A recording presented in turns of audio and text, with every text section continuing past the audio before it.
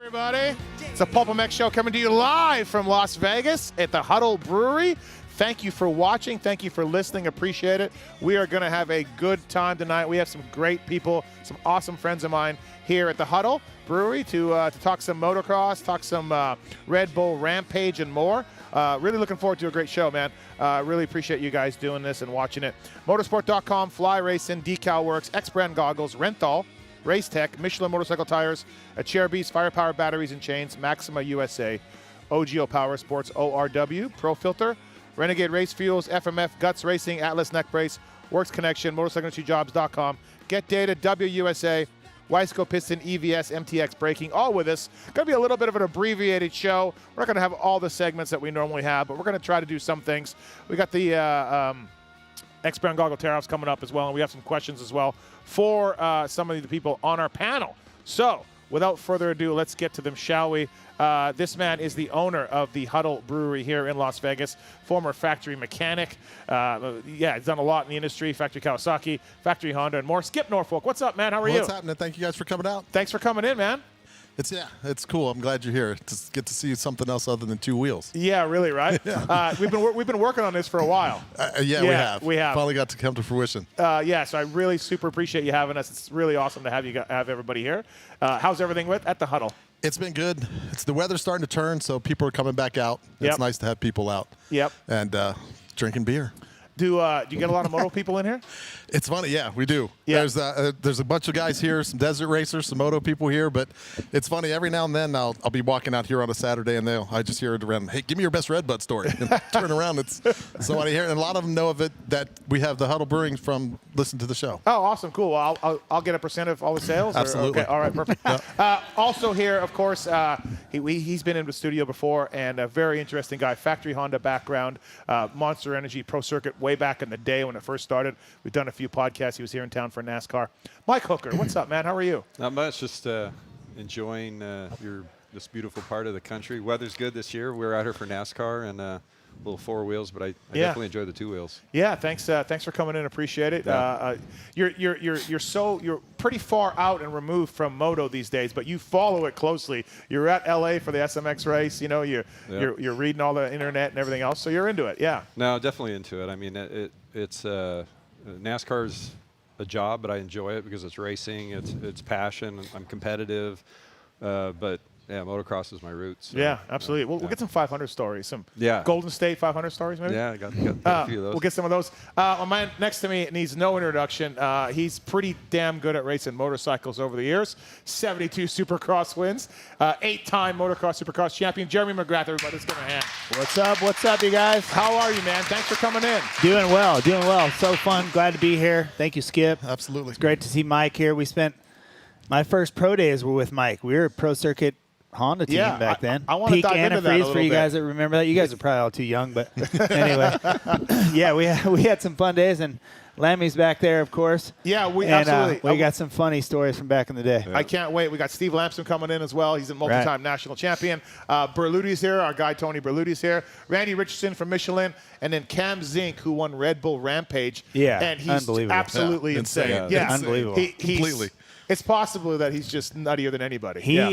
Cam is the guest of honor. He's crazier than all of us, for sure. Absolutely. Did you see his run? It's a calculated crazy, but he's crazy. Did you see his run? Oh, yeah. I'm a huge fan of all those guys. We've known each other for a long time. Yeah. He's a great bike rider, but, I mean, you know, riding a bike great is awesome, but just having enough bravery to go do that kind of stuff is incredible. So super impressed, super stoked he's here. It was a surprise. He walked in. I was like, oh. Cam's here. Sweet. Oh, yeah. Well, you know, Randy Richardson.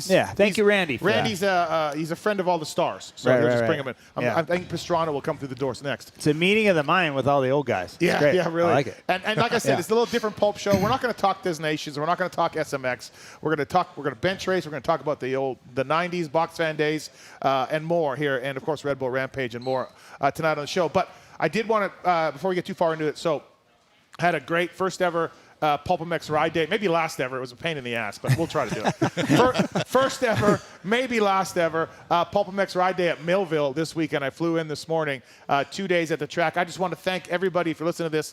Thank everybody for coming out. We had 300 riders, I think, over the 2 days, and more than that, people just hanging out. It was a lot of fun. I want to thank everybody for coming there, riding the track. Kiefer did 800 laps in the 2 days. Kiefer's kid, I think, did every practice. He just jumped in every time. So to be young again, right? It was a good time, man. So thank you to Alex Martin and John Martin. Phil Nicoletti came out. Jeremy Martin came out. Ryan Villapoto, Damon Bradshaw. They were all riding on the track together. Weston Pike was there. That's cool. It was a real good time. Yeah. The worst thing about it was, two things, two shitty things. My buddy from Canada tried the catapult and broke his back. So, that's not good. Yeah, that's not good. He's fine. He feels everything, but he broke a vertebrae. So that wasn't cool. And then the second worst thing was my riding is fucking pathetic. Yeah, you work too much. See? No, thank you. You work too much. I was going to say something totally What different. happens? Your riding goes to shit when you work too much. Nice guy. Jeremy's always such a nice guy. He's got your back. He's classy. I was so mad. My arms pumped up. My hands. It was terrible. But you know what? It was a great time being there. They don't have your double there that took away your championship. Yeah. I limped over here. You saw, right? Yeah, So that's from that. We could have reenacted that. Yeah, exactly. That was funny because you texted me that picture. Yeah. From Millville from a press day back in, what, 93 would have been? National, maybe? It was. Randomly, Yeah. that picture came up. It was like from Bob Cycle? Bob Cycle's Oh, supply or okay. something Yeah. over there. Like a signing or something? Or? We did a practice day, and I wore a Bob's jersey, and it was like a random photo we put on Instagram, and it was like, I was just trying to confirm the story behind it. Because Bob Cycle? Well, no, I don't think that. But what they did is they sold a lot of Cinesolo gear. Yeah. And right. Bob Rathkamp was the Cinesolo guy at the time, a distributor. So we were doing it for him as a favor. Oh, okay. So it was one of those deals. I don't know that I would remember it other than there was only a couple times we ever taped off the shrouds and stuff for a press day just because, I don't know, we ran out of stickers or didn't have enough plastic or something. So. Yeah, it was good. It was a good time. That was the days when people didn't waste money. Yeah. Right? Right. Now it's just so wasteful. Skip always It's like, said, plastic gone, new plastic, new everything. Skip's days, they lined up the numbers on the number plates. I mean, they put the damn numbers on every weekend, and they put stickers on every weekend and lined them up. So, yeah, it was a different day, different era. Day. Yeah. For sure. But, yeah, it was a great time at Millville. And, again, thanks to everybody for came out.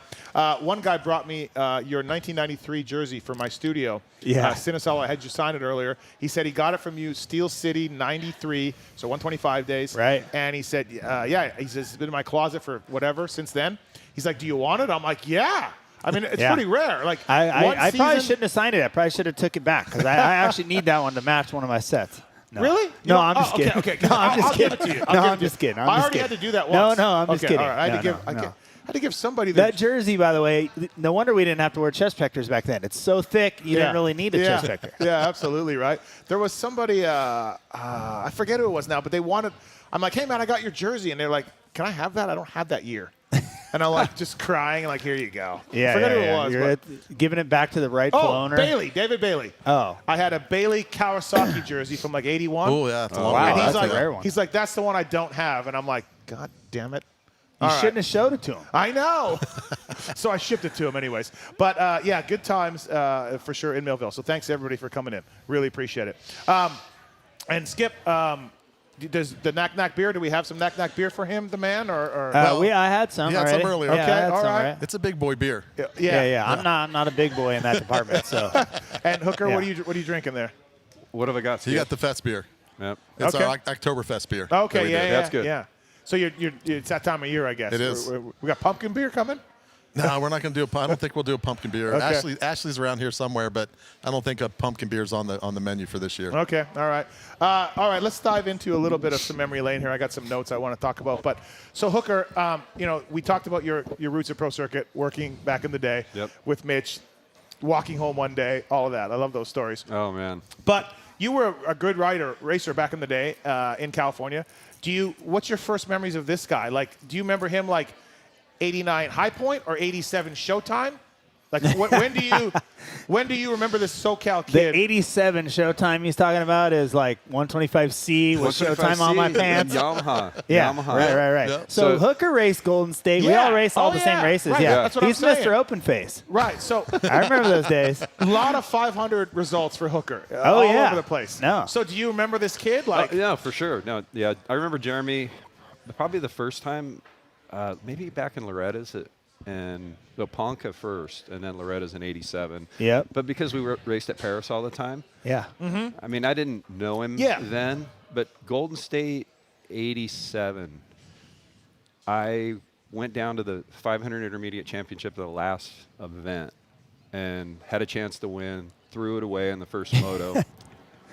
I'm sitting at Sizzler after the race with my dad, and moping, sitting there, and this guy comes over and sits in the same booth with me. Big dude, Jeremy's dad, Jack.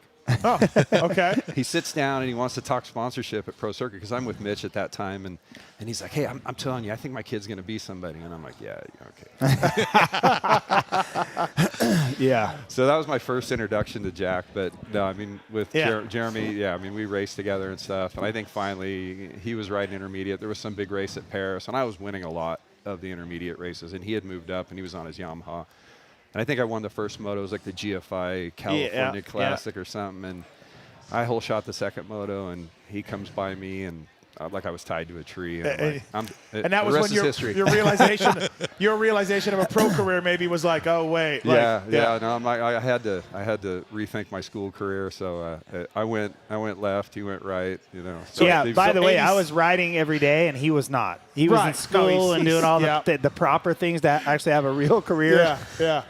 And that's when but we were riding on the weekends, same spot. So 87, 88, you're knowing Hooker, you're getting pipes from Pro Circuit. Totally. You're on the train. He was always Mr. Clean. Gear was looking good. Bike was looking good. And my dad sitting with him was probably just trying to crack the code to get to figure out how to get to Mitch somehow. So yeah, that was kind of one of those things. So yeah, you guys go way back then. Yeah. It's funny to think that, and I give him shit every now and then because, again, he went to 125 in Loretta's with Showtime in the Z class. Like, holy shit, you got to have some balls to put Showtime in the back of your pants. I didn't know any different, dude. That was my dad that did that. I didn't know any different.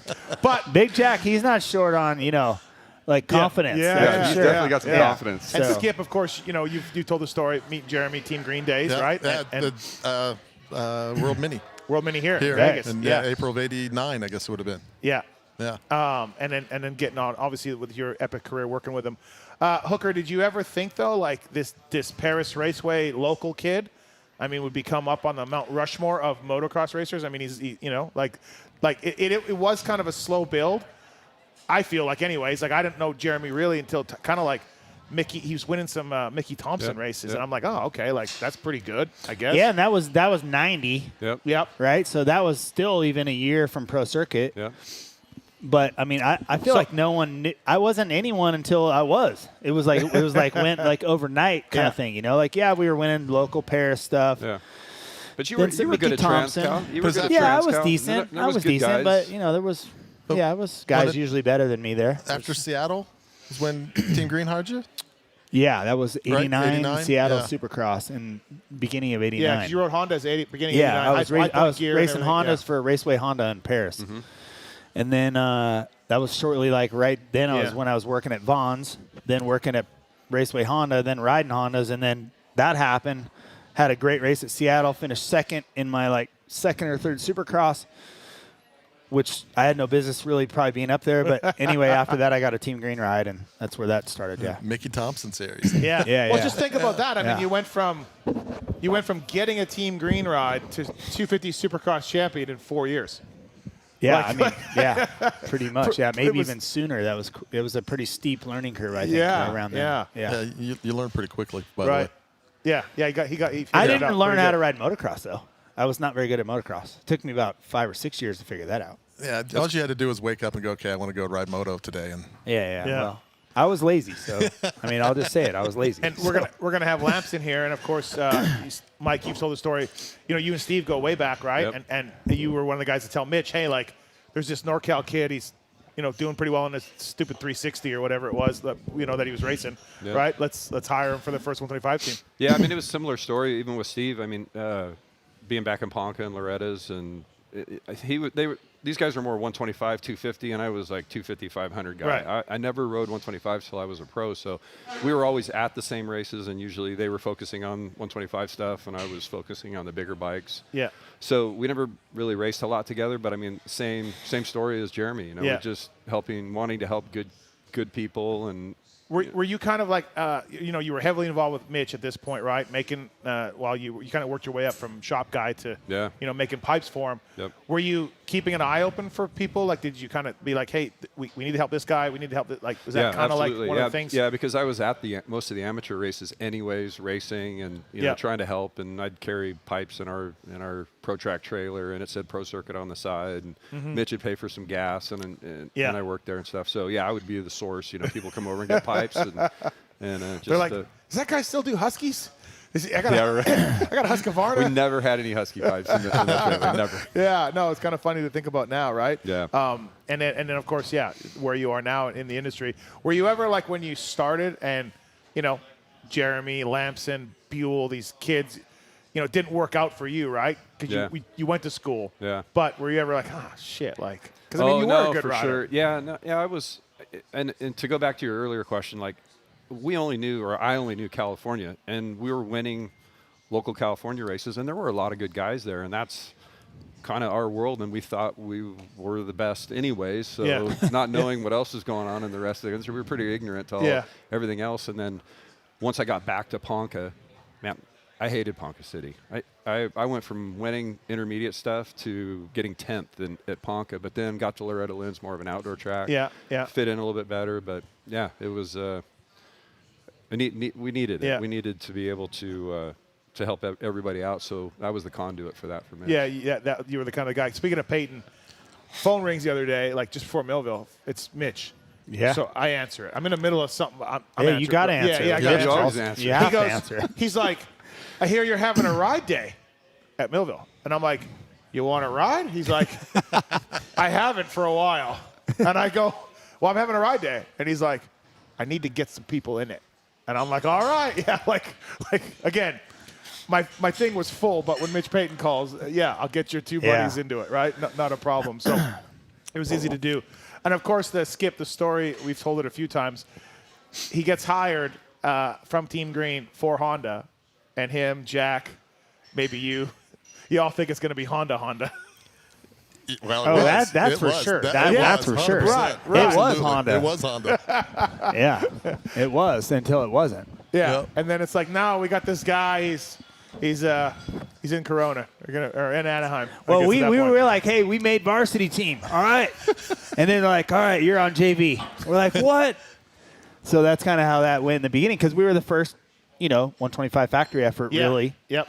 That kind of was, put up with a private sort of company, right? Yeah. I mean, that was the first thing. So, it was,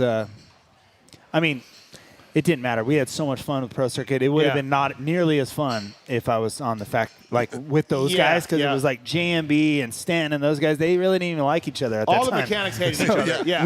We all had a great time. Yeah. So we were kids. We were all growing up, and that was. I mean, it made it a lot better. But when you're a kid and you go like, all right, factory Honda, and then you just get this death blow, like, oh, you're on the private side of this deal. Yeah. I'm like, oh, okay. Yeah, you're like, So, wait. You have a blue and white bike. Yeah. Not a red one. Yeah. And you guys are all wearing the same gear. Yeah. You look exactly like each other. So there is that. What do you remember about those early days? I guess I'll start with you, Skip, about the early days of Peak before, like, the off-season testing, that kind of era. Like, Man, we tested a lot. I think that the one story that sticks out to me was when we were finalizing pipes, I think, and hell no, we were down to 4 or 5 pipes, and we're just doing laps after laps, and we're disguising the pipes and writing Japanese symbols on some of them to try to just maybe not to get them to choose something, but think there was a little more support than what we had, because really, it was all about building up the morale, because as it turned out, that was probably the best 125 up until Lammy's factory bike in the 95, 96 time. Yeah, those bikes were good. Yeah, I mean, it was a good base, but you watch some of those old races, and they're on YouTube. The Peak Honda bikes are unreal. Like, relevant to the other brands. I mean, it was like night and day. Yeah, no, even in the big bike back then. Yeah, those days. Yeah. 91 High Point is on there, 125 class, and Swink is blowing by guys outside, up hills. Yeah. I mean, factory riders. Yeah. Just the bikes are good. And at the time, we had no idea how good the bike was, because we only knew what we knew. Sure. We've been riding them. We've been testing them. Everything was going on. Everybody's excited about it. And then then we're out there, and what was it? Goat gets on with his boots, and I'll show these youngins how to go around the track. Yeah. And he comes back in and goes, "Man, this thing's really fast." Oh, Goat Brecker. Yeah, Brecker did. And but we all had we talk about Jeremy. He probably, Jeremy hates losing more than he likes winning, and we talk about Ricky that. But there's one person that probably trumps all of that, and that's Mitch. Mm-hmm. Yeah. Mitch would he gave up and did anything that it was going to take to make these bikes good, and that hasn't stopped. Yeah. Hooker, I talked to Dave Arnold for this Honda Works thing a little while ago, and Dave was like, that HPP system on the 125s. There's nothing better. It's hard to maintain. It's not easy to clean for the average consumer. Pain in the ass. Yeah. And Dave was like, that's the #1 power valve system in the world. If they still had that, blah, blah, blah. Dave was very excited about that. Yeah, the HPP was cool. Yeah, changed the exhaust port height, and I mean, a lot of the manufacturers had their own version of it. But it seemed like Honda had it down a little better, or I think so. And then like Mitch's philosophy on what to do with the engines. A lot of people were after big horsepower numbers and stuff, but we really wanted the bikes to be rideable, I guess you'd say. Your hand connected to the rear wheel and just have everything be predictable on it. But it just happened to be that they were that, and they had a lot of power, and that was kind of the beginning of Pro Circuit getting a dyno, Superflow dyno. We got that put in, and we were developing on the dyno, and then we were building parts and taking it out and letting the riders ride it. And I was still racing a lot then, but still doing the race team stuff. So I had good seat of the pants feel and could kind of eliminate all the things that weren't so good, and then let these guys go out and test. I know it was a long time ago, but you look at the team back then. Like Jeremy had won a race, stood on the podium another time, or maybe just one other podium, I think. One podium. Lamson hadn't done much. Swink broke his leg and he was a Team Green hot kid, but was coming off a broken leg, and Buell was sort of this like workman privateer kid, right? So it's easy to look back now and be like, oh, like Lamson's 2-time champion and Swink's a 2-time Supercross champion, and this guy's this guy. But going into the season, there's no way. Like I put myself in. I'm in a media game now, right? I put myself as back in the day working at MXA. There's no way I'm sitting there going, oh yeah, these 4 guys are gonna win every race, but 3 or whatever, right? Like I just it's pretty remarkable that everything came together. Bikes, which we just talked about, and then all of these guys maturing. I think that would have been a pretty big shock for everybody to see the success. Yeah, I think a lot of that's due to us working all together. Yeah. We were building each other up, right? Because if you're out there on a different team and you're out there by yourself, and then you got to ride with the whoever the top pro is at the time on that team, maybe your confidence isn't high. But we were all sort of same speed. We were all growing together. We were learning how to be adults, pretty much, and all testing. The whole thing was like growing together, and we all sort of complemented each other and got the confidence from that. And I think that team atmosphere when you're young really made a big difference. Yeah, I mean, of course, we had a great platform. The bike was amazing and all that stuff too. But there's a lot of things that were cool about that. Yeah. I think if you were to try to, I don't know if you were to try to write it and pick it and do it and make it happen again, I don't know that you could, because to your point, I mean, it just. Well, they try now with Star Yamaha. I mean, and it works good. There's a lot of Stars Yamaha kids up front. Yeah. So that kind of they're re-engineering or redoing the same model that we had, really. Yeah. But it just came together and it worked. And the one thing I think everybody shared in common was there was one goal. Yeah. We wanted to win. Mm-hmm. There was no question, no second guessing that at all. And we were afraid of losing. Yeah. That was the biggest thing. Yeah. Did you get to ride Honda Land back then? Yeah. They let you. We did. They let all you guys. So do like my first year on Honda was 91. Yeah. And then 92.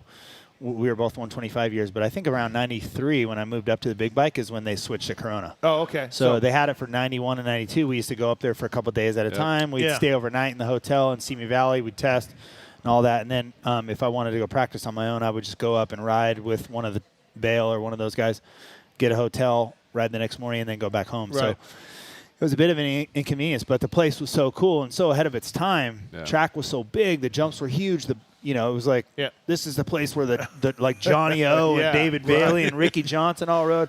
I mean, this is like the place. And it had a John Savitsky track.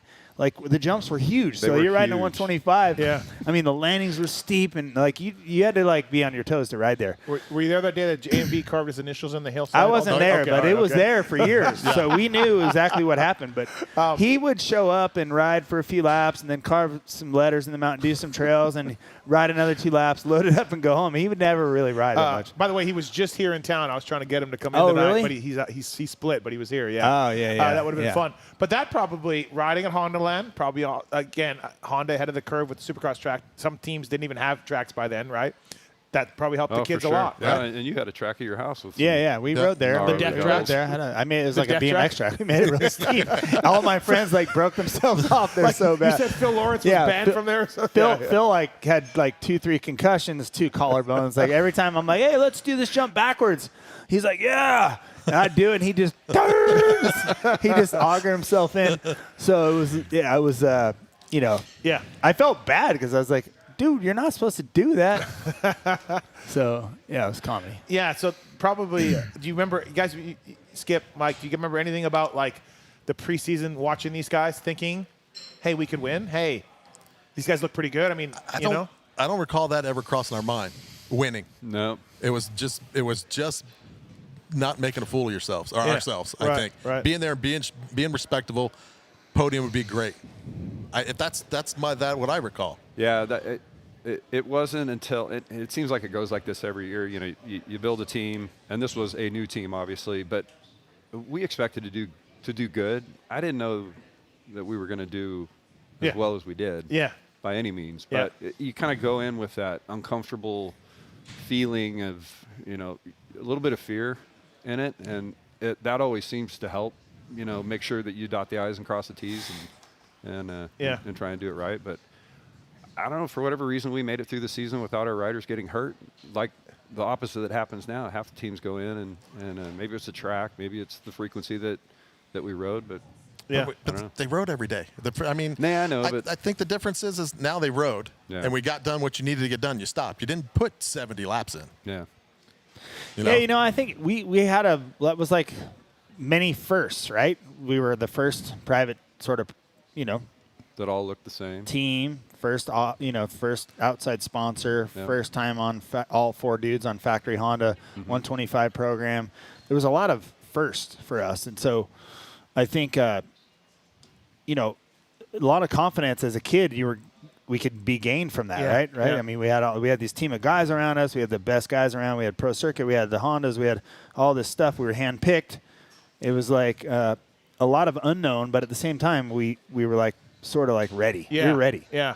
It's history's easy. History's written by the winners, and you look back and you're like, whoa, look how good these guys are now, and look at all the things they did. Of course, it was a great team, but I'm trying to get across to the listeners and viewers, like, it wasn't that way. It was a little bit like, hey, let's as Mitch Trust called me, in the very beginning of this team, we didn't know that it would be one of the best ever. yes, Right? or that people would was. do retro bikes It now, was. and Totally. I went to England for the 2-stroke vet championships there, and there was 15 peak replica bikes. Do you know what I mean? Like, That's cool. just people Yeah, are that's like, really cool. I'm building a 2-stroke. What I want it to look like. I want it to look like the team that you guys started on. Yeah, yeah. You know? I want to think that the way we went about it, the way Mitch, he just instilled it in you that everything we did was about building confidence, whether it was in ourselves on the side, whether it was in the machine, whether it was in the rider. It was just about you started from nothing. Yeah. We were on the floor. We had to build everything. Yeah. There was no team you went into that had all this history or had anything. I mean, they dropped off the works Honda that Kudrowski won on a, I don't know, was it a Thursday or something? And Yeah. we just That dove thing in. was terrible, by the way. Really? That thing was not good. The engine on that, remember how slow that thing was? It had top power like Yeah, crazy, yeah. but it was unrideable. The- like, the I don't even know how he 762 won on that machine. thing. Yeah, That yeah. thing was, yeah. And then, of course, as I've talked to you guys, so much work, so many hours. No lives for either one of Oh, you. no, like, no, no no. lives. No. Just, There's 24 hours in a day. Yeah. Use them. I remember Mike was always like, he'd have homework. He'd be doing homework too. Like after Oh, like from a school. test day, Yeah. he'd be getting his Yeah. notes out and doing homework. And Right. like we were at races and stuff. I remember that stuff. That's pretty funny. like, hey, practice is over, bikes are good, let me knock out some homework. Is that, Yeah, is we that, had a little bit of math. is that kind of Yeah. what it was? Yeah, yeah. That's funny stuff. Skip, so we'll get you back on here in a little bit to talk to Berluti and do some box fan stories, of course. But let's try to get Steve Lamson on if we can. Come on, Steve. And we're going to get another great rider coming up here with Jeremy McGrath and Mike Hooker. And yeah, you're good. And we'll get Steve Lamson in here. Cam Zink coming up too. Red Bull Rampage. I hope he sticks around. I have an e-bike. Yeah, he's here. Maybe I can show him what I got. On Yeah, my you're e-bike. e-bike you master. should show him what you I got. have this 3-foot drop that I do. It's about a 3-footer, and I go right off it. Okay. Yeah. Well, Top to bottom. Yeah. We'll see. You think he, that's a sick one. you He's think- probably you think he he's might got be that? nervous of that one. Okay, all right. I'll see if he can do that. And we'll have the motorsport.com tweet at me, I guess, because Talon's here somewhere. Marks is here. But I got the questions I can read, and we can figure that out. All right. Welcoming another champion here. Steve Lamson, everybody. Let's give him a hand. Two-time 125 national champion. What's up, Lammy? Doing good. How about you? Thanks for coming in. Thank you. Appreciate it. And welcome to the huddle. Heck yeah. Yeah. I love it. I didn't know Skip had this place. It's kind of new to me. Yeah. We think It's the perfect time to start it, like right in COVID. It's perfect. Yeah. I think that went really smoothly for him. What we need Thanks, to do. Huddle, for sticking around. Man, what a tough time to start. Yeah. You guys Well, pulled it off, so your base is really strong. I think it's a knack beer, maybe. Yeah, it might have been the Knack Knack IPA. I think it was. Lammy, what are you doing now? What's up with Steve Lamson? What's going on? I'm living in Lake Havasu now. Okay. And just doing some off-road training for military people. So. Oh, you were doing that before, right? In California? Yeah. For a little bit? Yeah, Okay. with Goatbrecker. Oh, yeah. Yeah. So are you still with Goat? Or is it a separate thing? No. Okay. That all fell apart, kind of Goat. Okay. But Can you give us a story on that? no. Hey, Goat's one of two people in the moto industry who I called for a podcast. Got his number from Mitch. Hey, Goatbrecker, Steve Mathis. You had a great career on the bike. I'd love to just chat for an hour. Yeah. Nope. Not even And close. I go, oh, how? He's like, no one's interested. I go, no, man, you had a good career. Like, you're a factory rider. Not interested. Hey, that's a hard no. I'm like, have a good day, go. No That way. was it. That's crazy. Yeah. The other guy was Jody Weisel. That was Oh, it. really? Yeah, Jody won't go Jody on? was like, no way, I don't want to do Wow. one. So, but anyways, so you're in Lake Havasu. You went across Millsaps at all ever? No, everybody's asking me that. But Oh, I've seen yeah. one time, I think in like about 3 years. Okay. Yeah. So are you taking these guys out and you're going out and showing them how to ride? You're showing them how to like evade stuff on a motorcycle and that stuff, or? No riding bikes. No, Oh, okay. just four wheels. Oh, four Oh, wheels. side by Okay. side. Yeah, side by side, other military vehicles. So. Oh, Okay. okay. And are you out in the desert, like in the middle of nowhere? Because it's kind of like survival stuff a little bit. No, Oh. just skills of driving off road. Okay. Yeah. What are you guys driving? Polaris is Yeah. Nice. Cool. Um, XP Turbo or something? no, they're something else. I don't know. Uh-oh. Yeah. I think we got a little top If you secret. tell me, you have to kill me? no, it's not like that. Oh, okay. Lammy just doesn't know the model number. Okay. Yeah, XYR. Yeah. Hey, you were a team manager for a number of years there in the sport. We haven't seen you around much. You still following it? You still keeping up on it? Like, where are you at with your interest level? Yeah, I'm still interested in it and follow a little bit, but not totally. I kind of fell off the face of the earth actually when I switched over jobs. Yeah. And but I still follow it. And my boy Cooper, he's riding now. Okay. Racing, just not serious level, but Yep. just for fun. Okay. So I was just down there, Southern California, and drove up today or Oh, last really? night. Actually. So you're that level a little bit going to the Yeah, I love watching him race. I'm Yeah, in yeah. Havasu, and he's in Southern California, so we Oh, went down cool. to Paris and raced, and he's just a lot of fun. Yeah. Do you ride anymore at all? And very seldom, Yeah. just a little bit here and there, just out in the desert. But, Okay.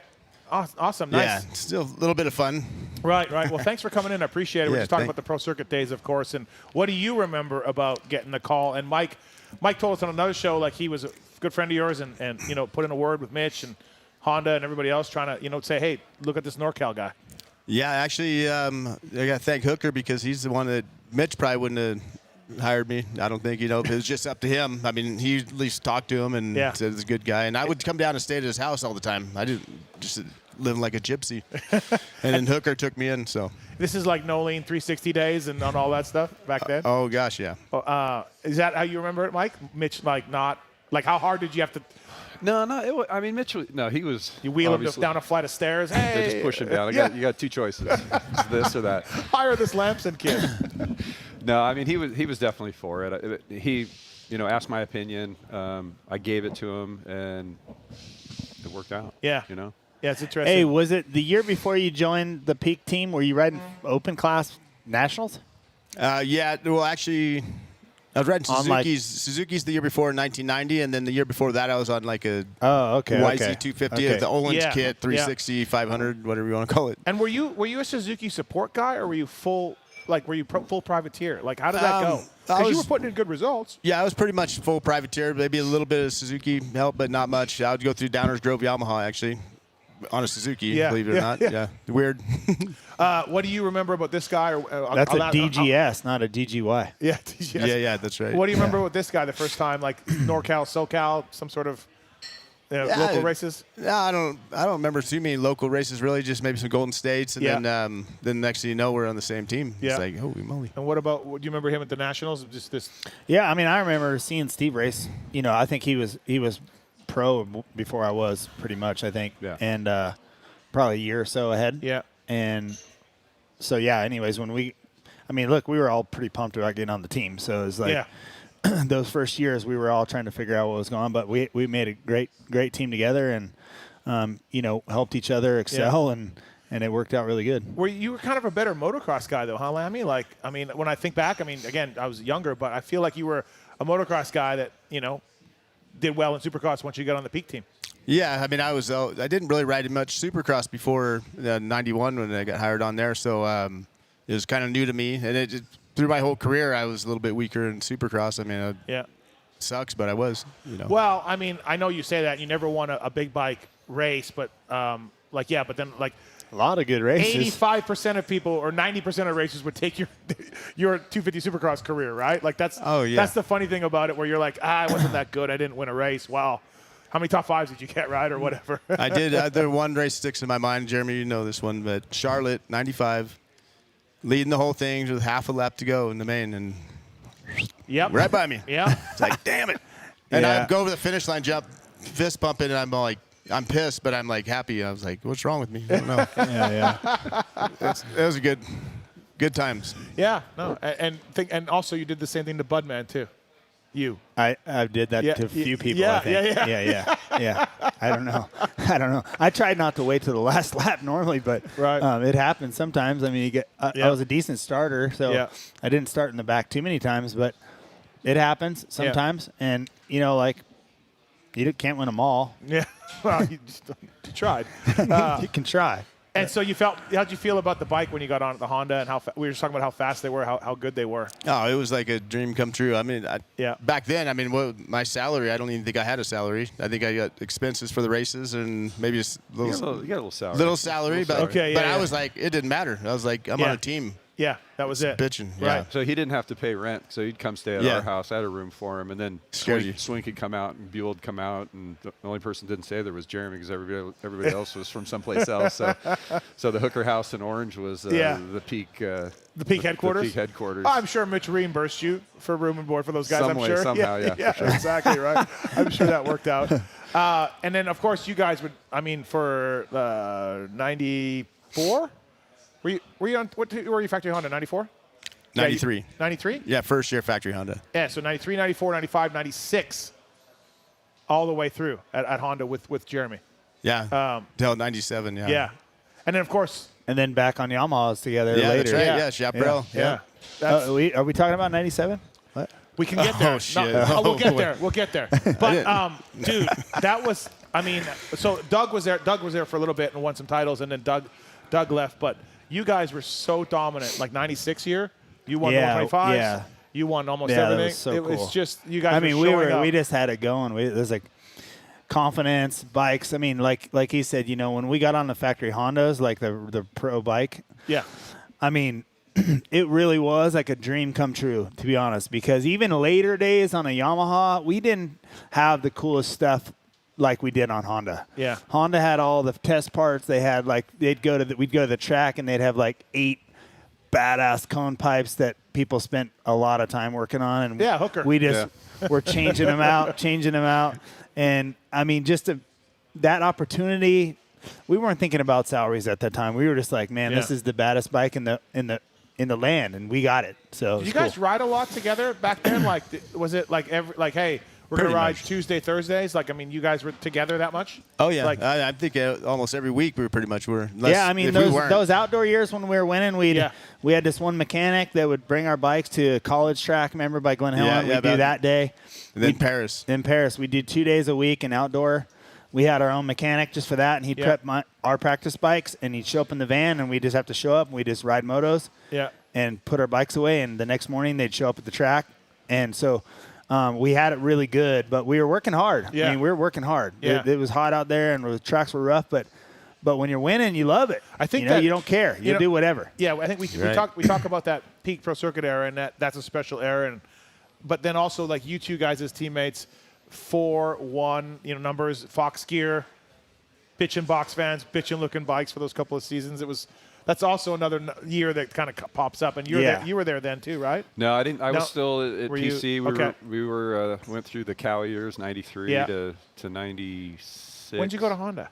97. Oh, so actually, I was with Jeremy. We were in maybe Genoa, Italy, and I was helping you when you were on the phone with RD. Yeah, right. Well, with my dad, and then with the aluminum. Yeah. With the aluminum bike. He rode the aluminum bike there. Yeah, I rode it in Bercy, and then I rode it somewhere else. Genoa. Yeah. And then Japan too. Okay. And we went testing. That's right. Yeah, and see these scars right here? Yeah. That's the those aluminum are from that bike. Yeah, I know. Yeah, Both of us. Lammy both of knows. us were Lammy stitched up. knows. That was bad. Ask Ezra Lusk. He knows too. Yeah. Tortelli knows. That was a bad one. That was a bad one. They were a little stiff. As bad as it was to leave for a Suzuki, it was way better than staying. Yeah, think about that. It right? was. Yeah, It think was. about that. And Lammy, if you, of course, the 250 Supercross success, you had lots of great races, no wins, but 125s, dude. We were just talking. I was at Millville this past weekend. Bradshaw was there, and we were bringing you up on 125s. And Bradshaw was saying, my son of a bitch bike was so goddamn slow. Those Hondas were so good. He goes, I'd just get up to those guys, and they just rode right by me. Oh, yeah, like Jeremy's saying, I mean, I think I'm correct on this, but, like, back then it was like Honda was, like, the team. Yeah. I mean, and the level of the bike was, like, up here, down here's other guys. Yeah. Now it's just, get a little closer, Yeah. so it A lot doesn't really closer. matter. Yeah, a lot way closer, yeah. But back then it's a good deal. Yeah, it was a really great team. Lots of memories, lots of great races for both of you guys. I think everyone's goal back then was to ride the Honda. It really was. Oh, yeah. Like they wanted to be on those bikes, no matter what team you're on. Yeah. Well, You I've said it a bunch. Like George Holland on a Suzuki could just never get it done. Switches to Honda, boom, national champion. They took Mickey Diamond out of a 500 class On a Husky. Yeah. on a Husky, and he became a 125 national champion. Yeah. No slam on those guys, but the team and the bike just did that to people, right? I think it just drove people that way. Yeah, You know? it's pretty amazing how that works. I Yeah. mean, now, like Steve said, like teams are a lot closer. Bikes are all really good. Yeah. Even there's a bunch of new brands that are really good. They can come out of the gate a lot better Yeah. than back then. Right. In our peak days, we knew we had a good bike and we could jump the triples pretty easy, and everyone else on the 125s could not jump triples. Yeah. Right. Especially on a soft track, which is so weird to think about today, right? You're like, imagine racing. Imagine you're in a main event of 250 race right now, and you're like not jumping the triple. Yeah. That happened. You won't be in the main event, though, right? That's what I'm saying. Yeah. Like, it's incredible the difference between even the level of riders now. Yeah. The whole field is so good. Maybe then there was the top guys. You could kind of figure out who the top guys were really quick. But at the same time, our bikes helped us. But there really was guys in the race that wouldn't jump the jumps. Yeah. And they'd be. Well, listen, I started strange in to think about that. I started in 96, my first year as a mechanic. In 97, Carmichael came in, and he was jumping the triples. And he would crash everywhere else, but he was jumping the triples. You know what I mean? And guys are like, this little short fat guy, he's jumping all the triples, right? Because he was bigger then. Yeah. And he could just, and that would like literally, he would crash, get up, pass 8 guys by jumping the triple, and then crash again. But Yeah. Like it was just because he could do the triple, you know? Yeah. So. Different way of the world these days. Yeah. For sure. So when you left Peak, you rode there for 2 years, right? No, 1 year. 1 year. So 1 year, and you went to Suzuki. Correct. Was it just a matter of getting a better offer from Suzuki, or did you want to stay, or how did that? What took you place? Because you ended up back at Honda, so there was no ill feelings. Yeah. But you did do that 1 year at Suzuki, number 16, I think you were. Yeah, correct. Yeah, that would have been 92. But I don't know. I don't think I had an offer for the next year, possibly. Okay, was it what happened? points? Yeah, I pointed out. You pointed out the 125. Oh, you pointed out. And I rode probably Yeah, before in 1990, I had to quit racing outdoors because I was ready to point out. And I didn't even, because you'd get points for outdoor racing back then to transfer you on. So I rode like 3 supercrosses in my life, and I had to like quit racing in 1990 to try to get a ride for the next year. Yeah, Pro-Am license. They had it. Pro-Am. Yeah, I know the weird. Pro-Am stuff because that's where he didn't get a number for a number of years, or you wouldn't get a national number, right? You would just keep Ekerdowski and all those guys. But I didn't know outdoors counted for Supercross points. I don't think I ever knew that. We got a bunch of points in '89 for riding the 360. The 500, I was getting 5th place, 6th place, but I was getting first place points because I was the first Pro-Am license holder. That's how it worked. Yeah. I didn't think those points counted for Supercross eligibility. Hashtag AMA never changed. Like, what? Like, yeah. Oh, so you pointed it out. So you had to go to Suzuki. I pointed out. I almost pointed out before. If my dad wasn't paying attention, I'd have been pointed out and wouldn't have rode for Pro Circuit. Yeah, really, right? Yeah. Wow, think about that sliding door, right, and how that would have happened or whatever, right? It wouldn't have been good. No, exactly. That's weird to say that you only rode 3 Supercrosses. Yeah, something maybe, if that, I think. 2 or 3 like that? Yeah. I rode Supercross a few in 89. Mm-hmm. I rode the whole series in 90, 91, and I probably only got to ride 92 because I was the champ in 91. Yeah, maybe. Who knows? Because they let you defend, right? Yeah. Yeah, you were I don't know if I was pointed out. I don't remember ever hearing that, but I didn't really ride nationals or anything, so I didn't really start riding nationals till I rode for Peak, and then I broke my leg the first year, Mount Morris. So then I didn't really ride the rest of the races. So I didn't ride nationals till I got a factory ride. Until I got a factory ride. No, I rode Hangtown when I was on Team Green. I was like 22nd. It was so bad. He probably won. It was horrible. He probably did. Yeah, maybe. Me and Rhino were both Team Green at the same time, and he got like 8th or 6th or something. I got like 26th. Yeah. So, circling back around, Lammy, why did you take him out at the Coliseum? Was that just like, hey, screw you, you left Honda? No, I'm still waiting I'm waiting on my kidding. money still. I don't get it. Right. But that was the whole controversy, right? Like, Oh, my gosh. Yeah, it's funny because after that, everyone's like, "Oh, Honda put a hit on Jeremy yeah, for sure." Yeah. That was Because a I big thing. got it twice that night from you at LA. Oh, in the heat race. Twice that night. Oh, in the final, I think twice. Yeah, in the first turn. First and turn the first and then lap. later. Yeah. Oh. So Jeez. yeah, I was like, "Oh man, I think they paid Lammy to hit Jeremy."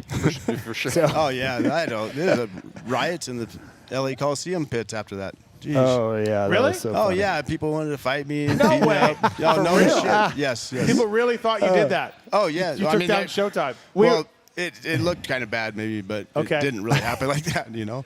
You just missed the break? No, the first turn. I mean, I yard sailed on that thing. I hooked up with him, and then my bike got stuck in his back wheel. So that looked like I took him out on purpose, but I'm not going to lay myself out in 20 people and get ran over. Yeah. But then after that, it just kind of escalated that lap. Yeah, I don't know what happened really. You fell down like 2 turns later after I got up, and then next thing you know, we're side by side going to the peristyle. Everybody else is a lap. We're almost lapped. Yeah. We got First lap's smoked. not We even were dicking around and got smoked. Yeah. Albie Albie won. Bad. Albie won that night, I think. You know what His it was? only win, right? Yeah. You know what it was? I think. It was a muddy night, right? I think. Remember? No, that was the next year. Yeah, I it's think. next Oh, year. Yeah. 98 Tortilla year. Yamaha year. Yeah, Yeah. that was. I was. Yeah, Tortilla. But what got me, and I don't want to talk too detailed into all this stuff, but Oh. I think please get he's details. yelling at me in the top of the freestyle, like, you MFer, and I'm like, oh boy. And then I remember a wheel landed right by me and my head, and then I Oh, lost you mean it. while we're riding? Yeah. Yeah, on the Oh, first yeah. I lap did still. a lot of yelling while I was riding. Yeah. Like at So I whoever. go, and this At is whoever. the first lap. I mean, I'm like, this shit's going to go down. And then he did that, and then I lost it. The next corner, I couldn't get my brakes. I don't know. I don't know. It might have been those conventional forks too. Oh, They were yeah, pretty bad. yeah, I don't maybe. know. At that point, you Yeah, were like, maybe that's- this was a bad idea. But then he had an aluminum tank anchor on him, so I guess it was. His bike was light. It just was really stiff, I think. I don't know. I won the heat race that night. I started out great, and then it Yeah. went downhill after that. Oh, that's funny. So I didn't know fans were actually really upset. Oh, yeah. They were like yelling at the truck. Luckily, there's no social media then. Right? Well, I Yeah, do right. remember MXA blew it up as a big deal, right? But that was about it. And that was 2 Yeah. months after the race, Yeah. right? Because the magazine comes out, right? But Yeah, there's yeah. Instagram back then. It's like, fuck Yeah. Steve Lamson, all caps. Just- Yeah. And the next well. weekend, I was getting yelled at. I mean, look, the bad part about it is anyone that hit me at that time was like they were the bad guy. Yeah. You know what I mean? Yeah. If whatever, well, if I deserved it or not, Yeah. didn't matter. So, everyone got the wrath of that because I was the winning guy at the time, right? Yeah. So everyone was like, nah, fuck that guy. He just hit him, took him out, whatever. Yeah. I mean, it's kind of unrealistic of people just don't know how some racing works, Yeah. you know? So it's just Lammy, he caught the wrath on at a bad time, I guess. was it different for you when he left, Lammy? Because now the spotlight was on you a little bit. I mean, obviously, there was other guys, right? But you were kind of the guy, right? Like for that 98 or that 97 year. Yeah. It was Sheik. Sheik took your spot on 125s, and you were the 250 guy. Like, did you feel like, hey, man, like this is kind of what I wanted, but it's not really what I wanted? Like, do you remember that? Oh yeah, I remember it. Yeah, It never really was the same after that. 97 wasn't a good year for me there. 98 wasn't, and then they gave me the boot. Yeah. So.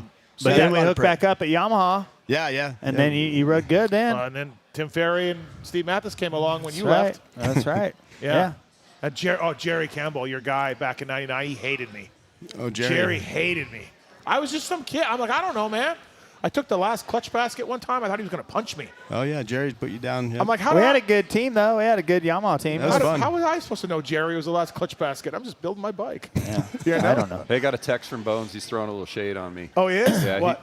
Well, I used to work late at the shop and then go to school and sleep at school. Yeah. Bones slept at the shop. Bones left the shop? he just texted us. Right, Yeah. right. Yeah, that was what. That's Bones sleeping in the pallet racks. He had his pillow and blankie up there. No, I don't know. Okay, No, I was like, wait, really? He probably did. You did, Bones. No, I think Mitch had the like fold down seat out of his van, which I ended up getting, and then was in his office, and Bones would go sleep in Mitch's office. Oh, that's so funny. Dude, He'll correct me here in a minute. Yeah. That's another era for sure. Guys don't do that nowadays. I don't think. Not really. So, but so Steve, so going back, you were the guy in '97 when you were riding with him.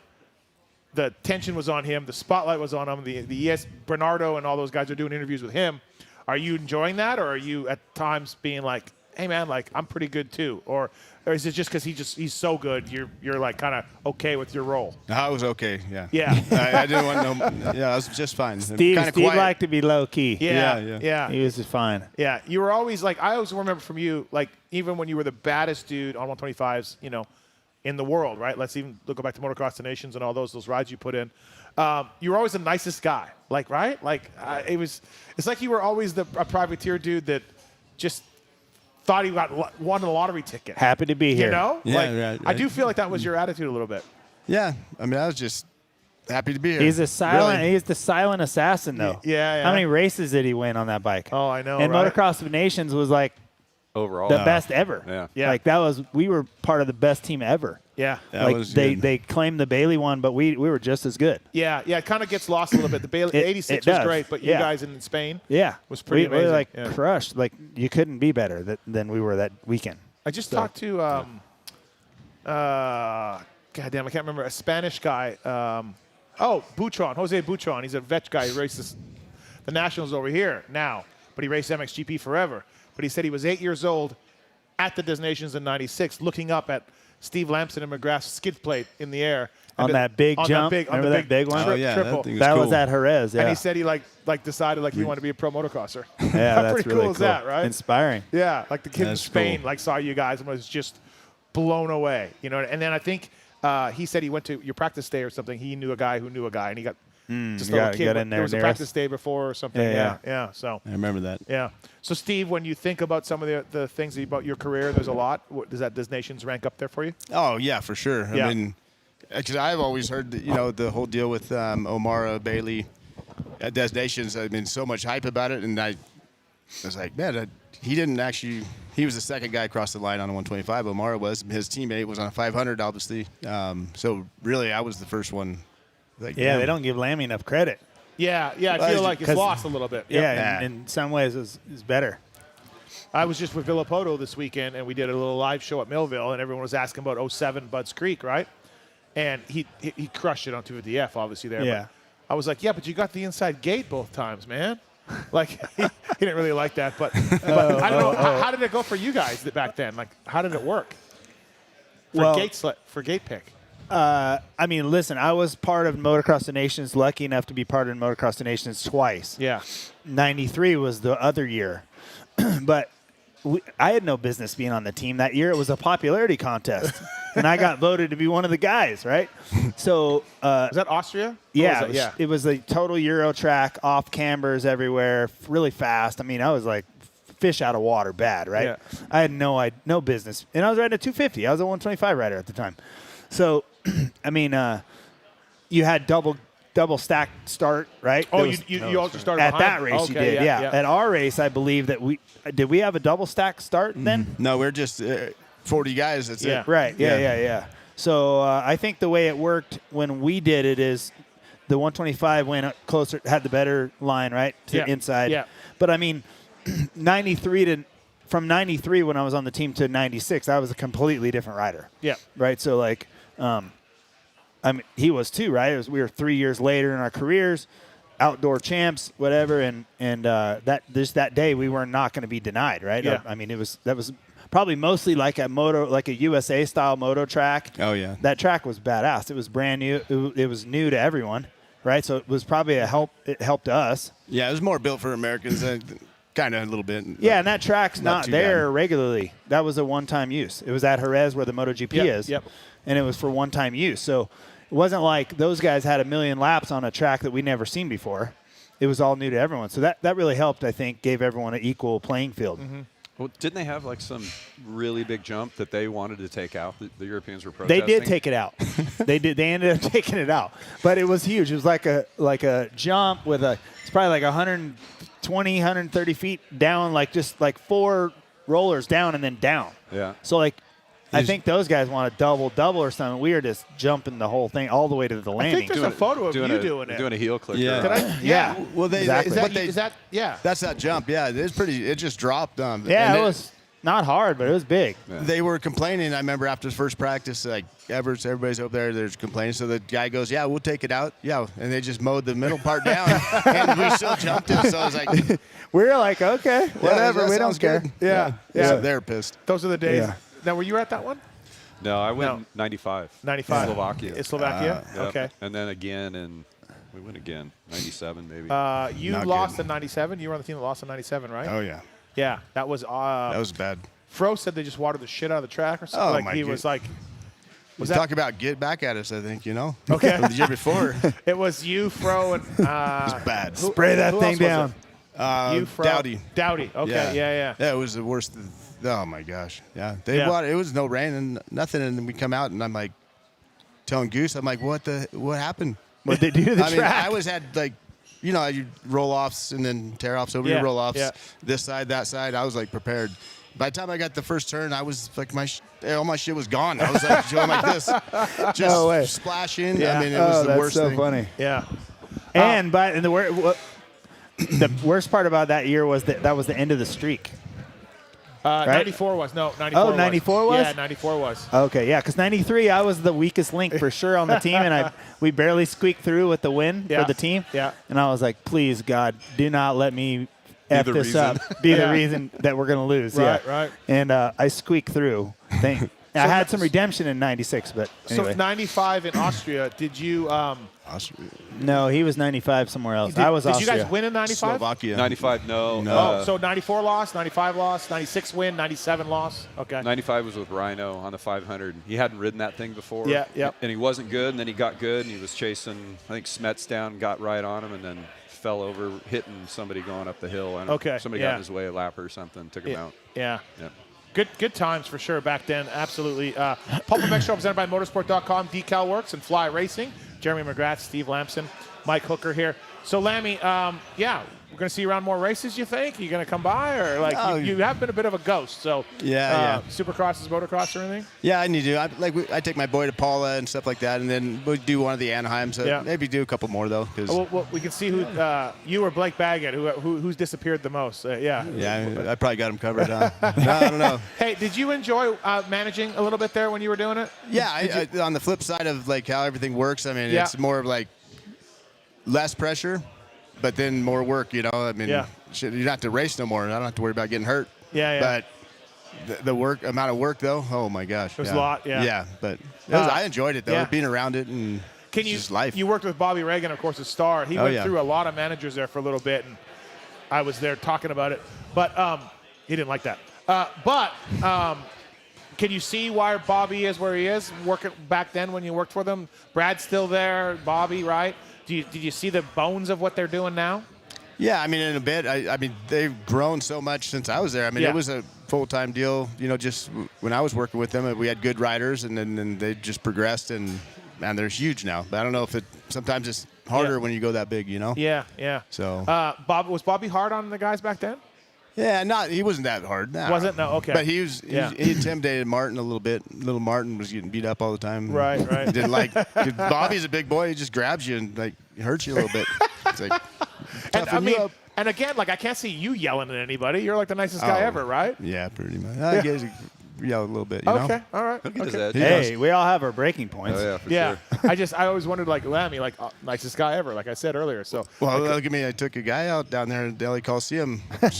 yeah. World War III. that's- You know, the next weekend at the LA Coliseum, the next one was LA Coliseum, and the next weekend, I had walking back up from the first practice, and some old lady runs me down, and she just Giving it to you. Oh, bad. Give me your business. Oh my Look what God! your Yeah, people like, did. Look what your people did.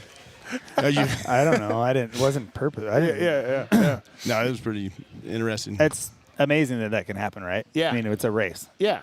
Whatever. There's more races. You know, but people, I mean, trust me, and especially nowadays on social media, like, if I report on something, especially like Hayden Deegan, right? Like, it's way worse now. It's right? pretty gnarly, the things that people say to you nowadays, and you're just like, hey, man, it's just a dirt bike race. But, people get into it, right? So it's one of those things. All right, we're going to take a commercial break here on the show. We're going to come back with more guests. We've got Cam Zink coming in. I want to get you, Zink, to talk because you're into that stuff. So I feel like you'd be a good guy to talk to for a little bit. Sure, yeah. Tony Berluti is going to come on, Randy Richardson, Mike Hooker, Skip Norfolk, Steve Lamson.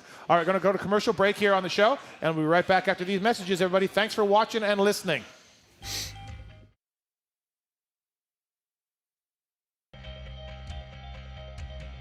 At motorsport.com, our ride started in 1999 with a commitment to making your next ride your best ride. We take pride in having a huge selection of gear, accessories, and OEM parts for moto, street, off-road, ATV, and UTV.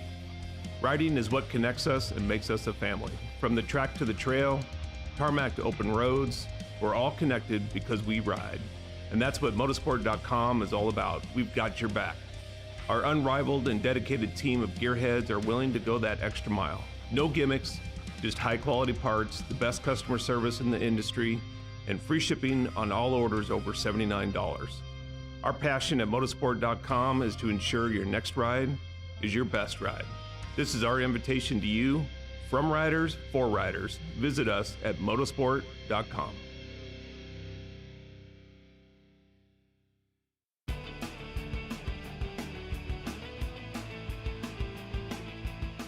You likely know Racetech as the suspension and engine tuner of choice for the world's fastest privateers. But what you may not know is behind the scenes, Racetech is the trusted source for many OEMs and factory teams throughout the motorcycle industry.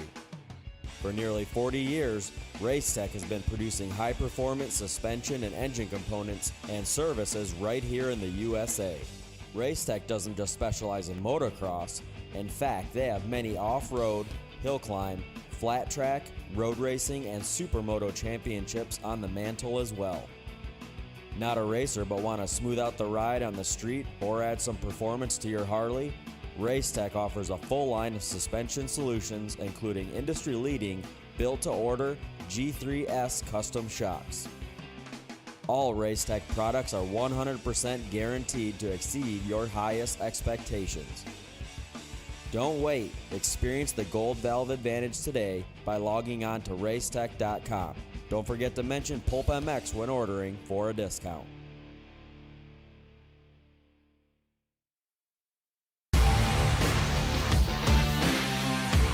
Love the guys at Works Connection. They continue as a 10-year sponsor of this show because, just like you, they're committed to the sport. For 33 years, they've been designing and distributing leading-edge performance products like the Elite Axle Blocks, Elite Clutch Perch, Pro Launch Start Device for performance, radiator braces and skid plates for protection, along with a shock pump, a tack, hour meter, and more for maintenance. Works Connection, great guys up there in NorCal, and super cool company. We're stoked to be associated with them. When you take a look around the AMA pitch, you'll see Works Connection proving ground for products under the canopies of Team Honda, HRC, Star Racing, and other top teams. And the best part of this whole deal is if you use the code PulpMX20, you get 20% off your order. Visit your local dealer, check out motorsport.com, and ask them to see the Works Connection product line for 2022. Great company, great products. Check it out. Thanks to Works Connection for coming on the show. PulpMX20, the code to save.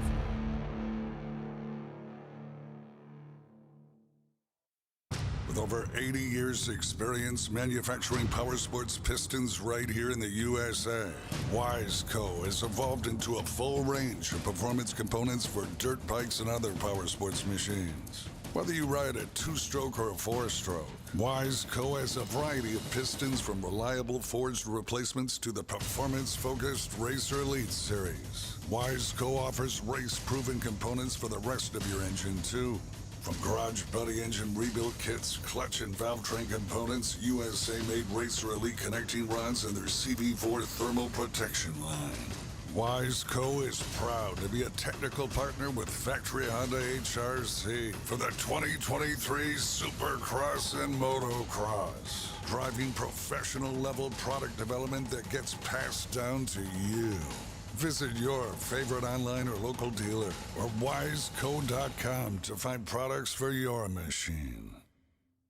Maxima Racing Oils was created for world-class racers who challenge the limits of possibility. Their demands on equipment drive us to look beyond conventional ideas and to exceed industry standards. It's in our DNA to identify problems, formulate solutions, and execute at the highest levels of competition.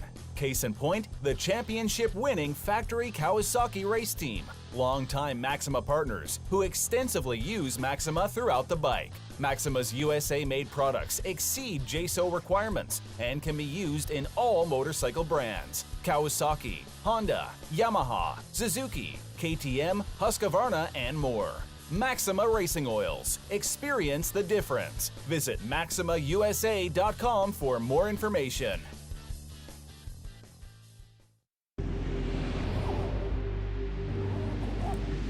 I'm Cooper Webb, and I choose OGO.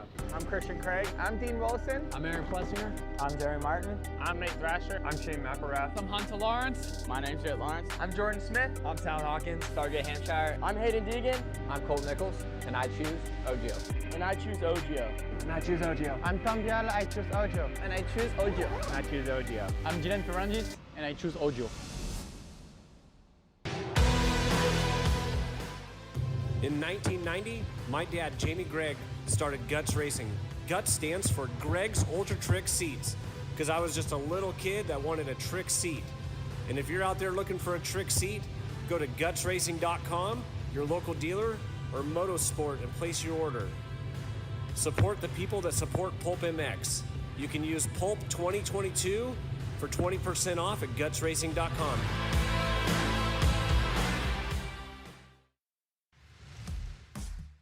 FMF Racing is proud to celebrate over 45 years of fun, building every FMF exhaust right here in the USA.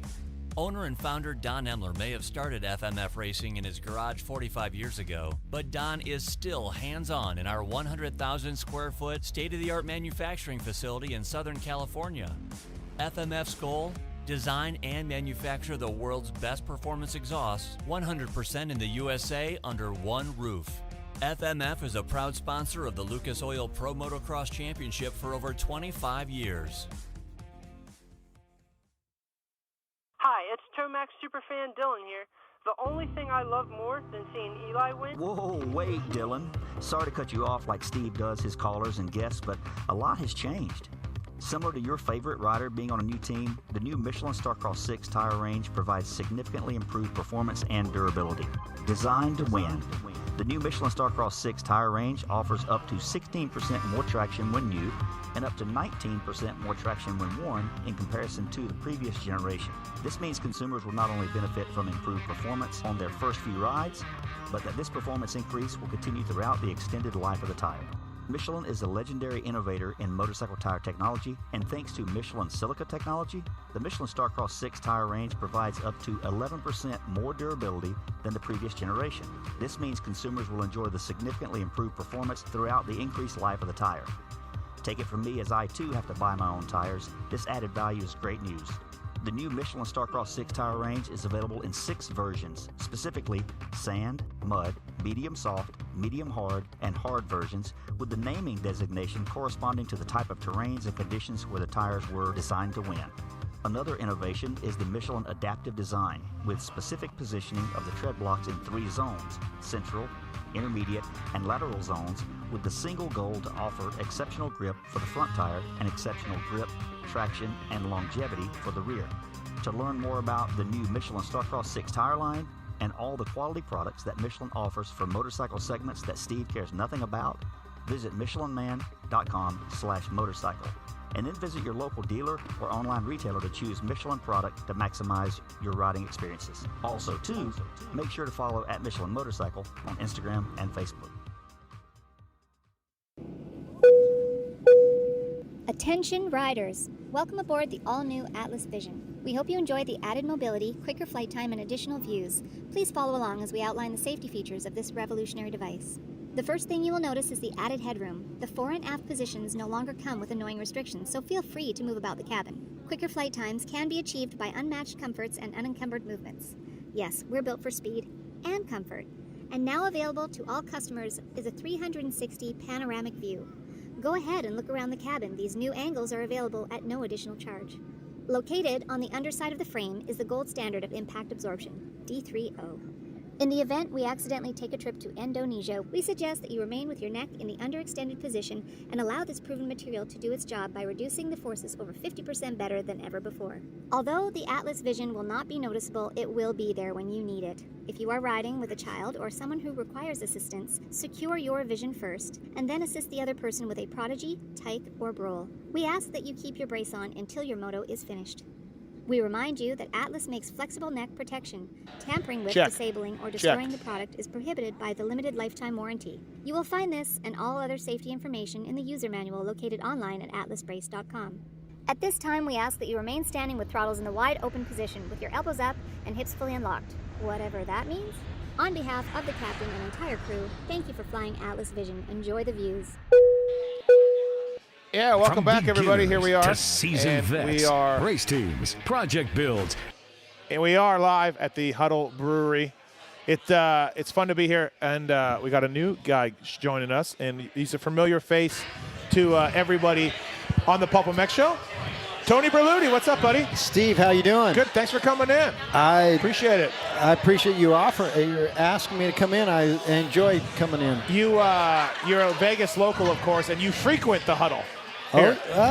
I'd like to come down more than I normally do, but they absolutely got the greatest beer. Thank you, The Tony. shit gets you drunk. Yeah. I know that. Yeah. Hey, Skip, pull that mic a little closer. Closer? If you can. Yeah, all right, there we go. That's good. We're going to talk. Love having you guys on. We've done this before. It's always a fun time.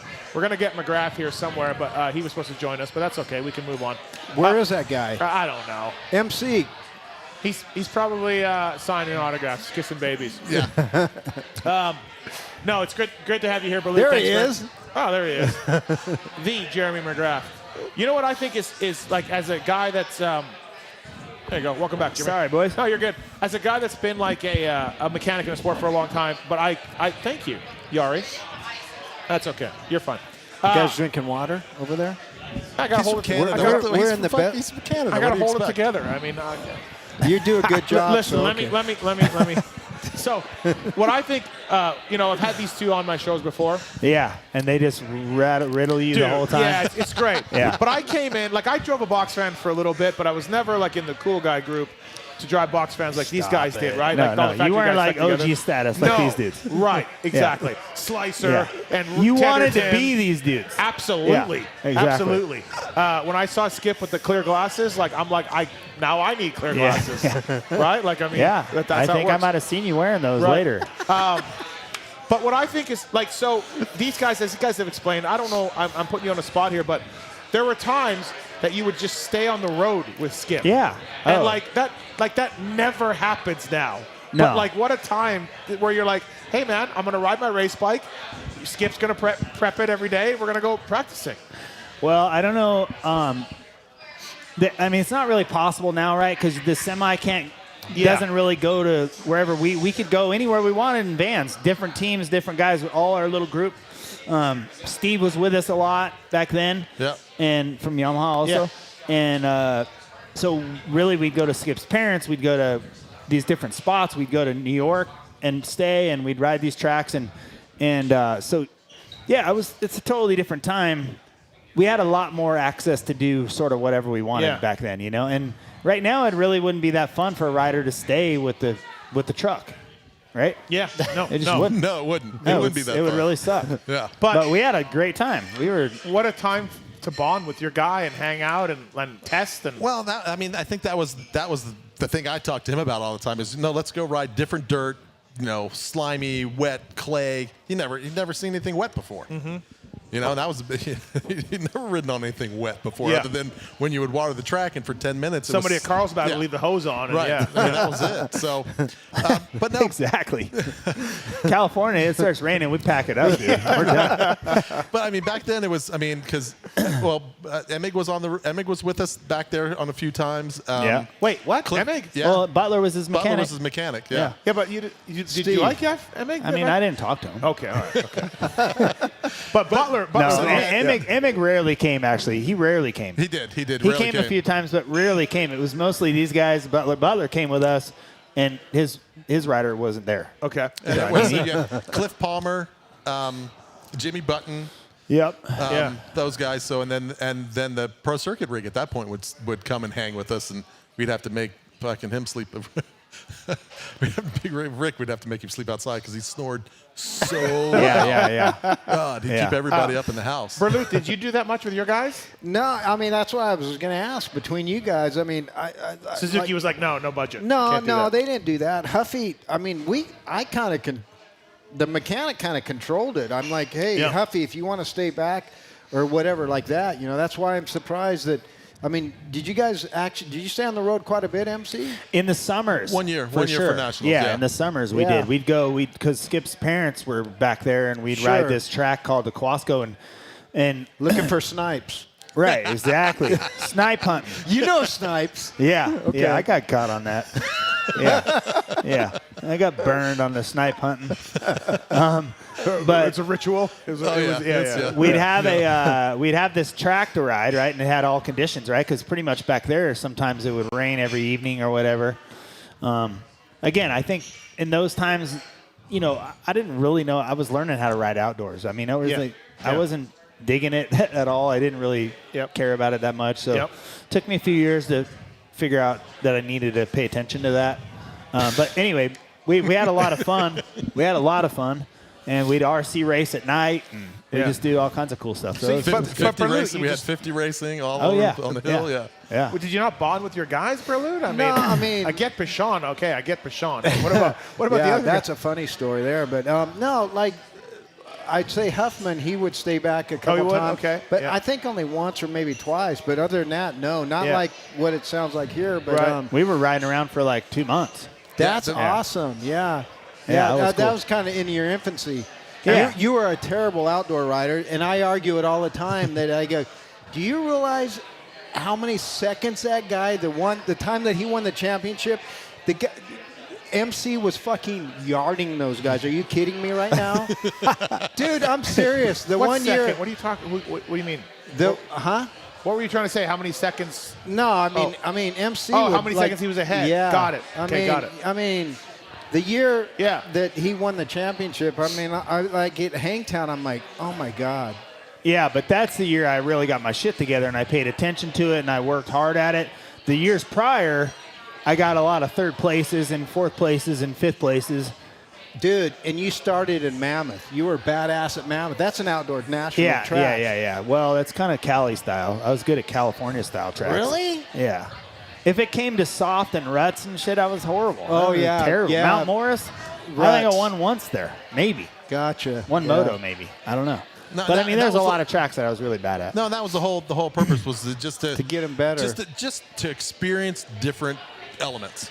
Right. Yeah. Right. Really, that's what it was. Nothing more than that. And we had a chance to, I used to go to Dome like, I'm going to help you drive.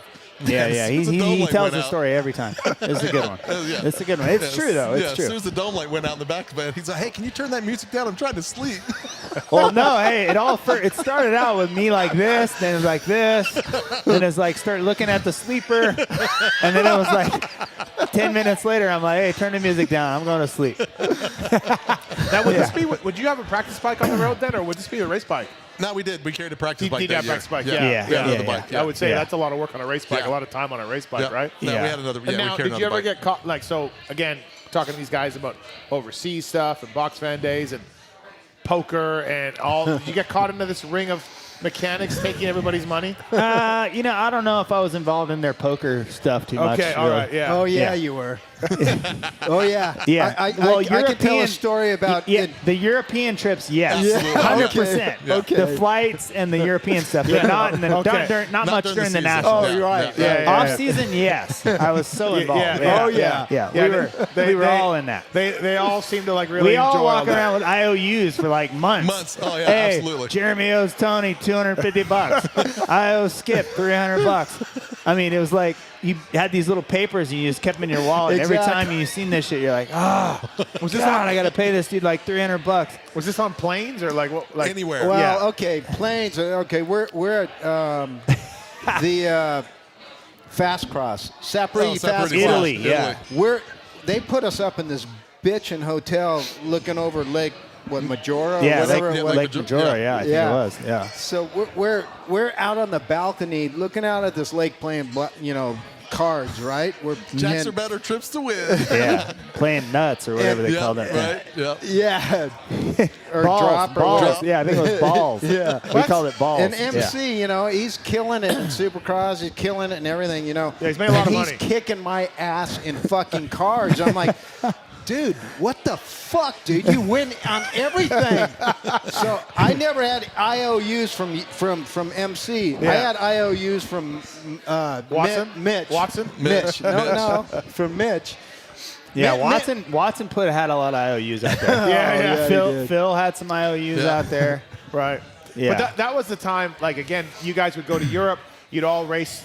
You stay over there for a month, right? You just all kind of just go to these different races. Yeah, it was like 1 and 2 and 3 races at a time. And it was a different era, that's for sure. Now we just got Bercy and the guys kind of stick together, right? And they just, in those days, like some of us would do like 5-6 rounds. Like we'd do 5-6 races over there. Yeah. Yeah, sometimes we'd fly back, but sometimes we'd stay over for 2-3 weeks. So that's when we all couldn't really sleep, right? Because it's like opposite schedules and we're like, hey, you up? Yeah, I'm up. I can't sleep. All right, let's get some cards. So next day we're all walking around like cross-eyed because we didn't get any sleep. But still, we had a lot of fun. Yeah. And again, what was cool is it's a camaraderie between these guys, the riders, we all used to hang out a lot. Now you don't see that. Yeah, No. when I started, I love the old history of the sport.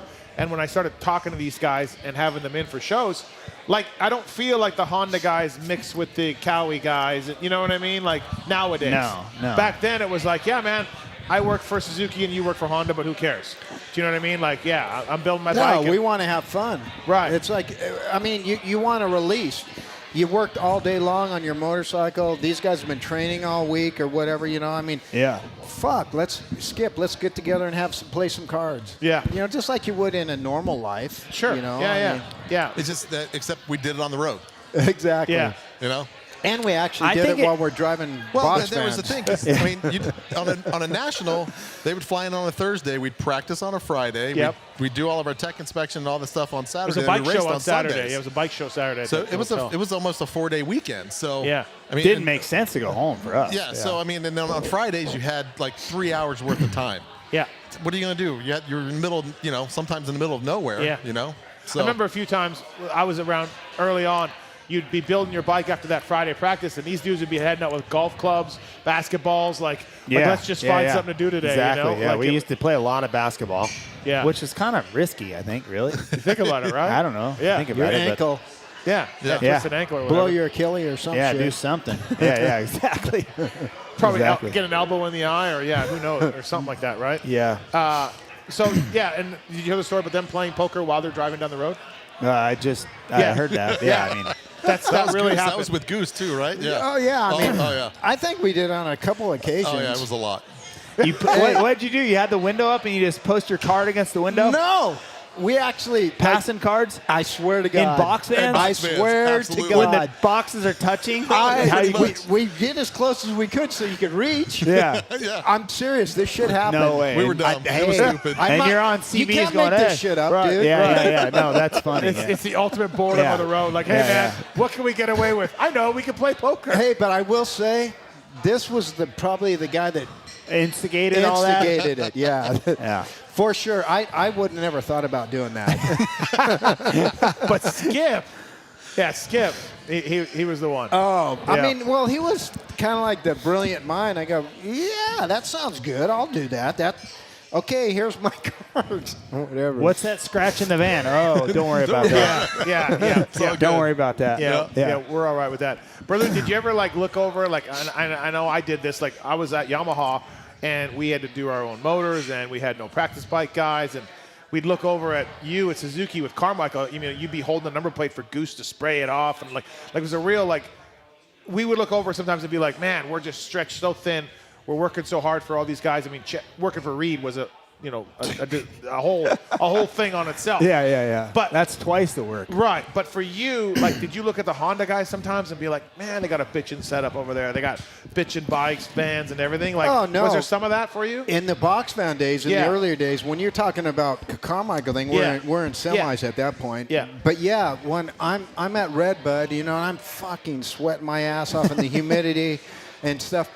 And then here comes this FedEx van, and I think at one time Honda had some kind of I don't know if they're sponsored by them or whatever, but FedEx van, and they're dropping off all these Honda parts, and I'm like, what the goddamn, And then next thing you know, Skip's unboxing a box, and he's got a full-on subframe for Jeremy's McGrath, for Jeremy's bike, and it's got the fender, and he's bolting it on the back. Slides it on? Yeah, and I'm like, what the fuck is this? You're like, damn it. Well, he maybe Skip built it back at Honda or whatever. But anyway, all I know is I'm like, damn, dude. I wish I was. Hey, that tells you how Honda. long the weekends were. Because if you could ship in parts, exactly. the weekends were long. Yeah, absolutely. Oh, you guys had a deal with FedEx. Yeah, because that was back when Honda got into IndyCar racing, and that whole Indy Series was sponsored by FedEx, and they had. I mean, we were shipping stuff all over Probably the place. Relatively a fair cheap, amount of money with those pretty guys. cheap at that point. Yeah, it was. Yeah, really cheap for us. For Honda, it was. It was the same thing. Again, going back to my days, we had carburetors, and then fucking Honda shows up, and they're magnesium carburetors. And we're like, oh, great, thanks. Now, that goes back to what we were talking about earlier. Yeah. That's why everyone wanted to ride that bike. But it was at some point, and not so much when it just kind of started when we got to Honda, but the guys that came in after us, it was like going to Smith's, and you would go down the I want to turn better row. And there's just parts of all that. How do you want to turn a little bit better, kind of a lot, or a lot better? And you would just be able to pull off the shelf and go, okay, let's go put this on. Oh my God, I turned better. Yeah. And then you would go down the, hey, I don't want it to kick as much section, or I want a little more torque section. And we had so much resources at that time. It was really cool. You know what's funny about that is all the teams had a lot more resources, I think. Now they're funneled down into riding what they have, and there's a few little variations because. Years ago when I was still riding for fun, testing with Kehoe and Honda guys, there was not near as many cool things to get as there was when we were all doing it. Like when I was racing for real. Right. That when like he's talking about, we go down the aisle and go okay, what do we want to make this bike better? We just pick off all these things, and there's 10 options, right? Well, in later in the 4-stroke era, there was not. It wasn't like that. No, it wasn't like that. You've told this story in Suzuki. They would have an A cylinder and a B cylinder. Which one do you like? Because that's it. I mean, yeah, we were limited for sure. Yeah. Here you go. You guys did have cool tie pipes though. Suzuki had bitchin'. Those pipes were badass. Bitchin' tie pipes. That's I still have the Holy Grail at the house. I know. I didn't want to give it away in case someone from Suzuki's listening. But well, they'll appreciate that. Yeah. I don't think they don't even have a team. What are you worried about? Exactly. I'm not worried about that now. I don't think Ken Roxon's going to call for the pipe. Yeah, I'm not selling it. I got it. Right. It's my Holy Grail. Oh, yeah, it's amazing. Tony's got it over the table with a light hanging out of it. It's unbelievable. You pick it up. It's brand new 125. 125 pipe. You pick it up, you're like, so light. remember that guy I brought over? He was freaking out about it. Oh, yeah. Who was that? I don't know, but I know that I need to get his number because if I get in really desperate times, I'm selling it to him. I can't remember who that was. There's many ways to advertise that these days. Don't worry. It's funny because, again, going back to the Honda things and being bitching. And then also, too, Berluti, did you know, like, when he's winning all those races, did you kind of know that this is basically the 93 bike? Like, it's not changing, really? Like, Skip's job's pretty easy. They got everything dialed. As you said, Skip, they had it set up for, indoors, for outdoors, supercrosses, and, like, it was a basic thing that he was comfortable with. We spent a lot of time on that. I mean, we called it, we called it Old Faithful. Yeah. Are you saying 93 and 95? Yeah, all the way. Like, no, I didn't. Yeah. Other than the media or you heard about it or whatever, but I didn't realize it. No. Yeah. You're just like, man, we got our 1995 bike, and this guy's still riding a 2-year-old thing and kicking our ass. Yeah, but reality, the bike, it didn't evolve that much, right? No, but there were some significant issues. I think the biggest thing that stuck out in my mind is, he'd come in and go, man, I last year I could just land into the corner, and if I wanted to be on the outside, I ended up on the outside. If I wanted to be on the inside, I ended up on the inside. And then there's some things that were going on with the chassis, and then he just goes, now it's like, if I want to go here, I really gotta put in the effort to get there. And it took us almost a year to figure out what was going on, and it was a center of gravity issue. So all the drawings and everything that we had were off by about 7 millimeters of where the center of gravity was on the motorcycle. So the 93 was perfect. It was just a great motorcycle. So that's how you guys ended up with the 93 chassis. And so that's until we figured it out in 95, we kind of figured it out, and then on 96 it was the 96. Still we had a couple little parts here and there and some different things we could do gusset-wise. I mean, the engine evolved, right? Of course, along the way, but every year we went to the new chassis, whatever they brought out, the new one. We tried it. Yeah. It didn't work as good. And I rode the new bike in Europe or whatever, right? So, I'd ride a stock bike because that was when you could ride stock bikes. You just bring some fork and shock and pipe and call it a day and go. So I always rode a newer bike sometimes, but, like, when it came to racing, we stuck with that one chassis because also, if you remember, it would come out of the line. It would come off the line. It had better traction than the rest. So the year in 95 was it, I think, that – like the first 4 or 5 races, the one race at Anaheim when I passed Larry Ward on like lap 10, we had a really good race going. That race I was riding a newer bike. Yeah. Right after that I switched back. San Diego. So San Diego. Yeah, go ahead, finish. Yeah. So every year we sort of gave it a valiant effort. Like, hey, let's ride this new bike. Let's try it. And it was really, like I said, I wasn't that comfortable with it. There's a few things that the older one did better. Yeah. Different foot peg position, different center of gravity, whatever. But in 95 and 6, the engine got a lot better, but we used the newer engine, but same or older bike. Yeah. So no one really could tell. You couldn't look at it. I mean, the thing I think about now and thinking back those old days, which is crazy to me, right? We won in 96. I won 13 Supercross in a row. And you would have thought that the R&D team would again went, hey, Jeremy, what do you think? What do you want to do for next year? Yeah. They come out with the shittiest bike ever made. And they're like, how many Supercrosses do you think you can win with this? I'm like, 0. So but those things are planned 2-3 years in advance, right? I know, but like still. You have I was winning 3-4 years before. Yep. Right? Yep. So they should have said, well, that frame's looking pretty good for now. Right. We're just going to keep that until he don't win anymore. I got an idea. Let's throw that bike away. Yeah, let's throw the best 250 ever made. Yeah, I mean, look, the 96, Put it on the shelf and get this street bike with dirt bike tires.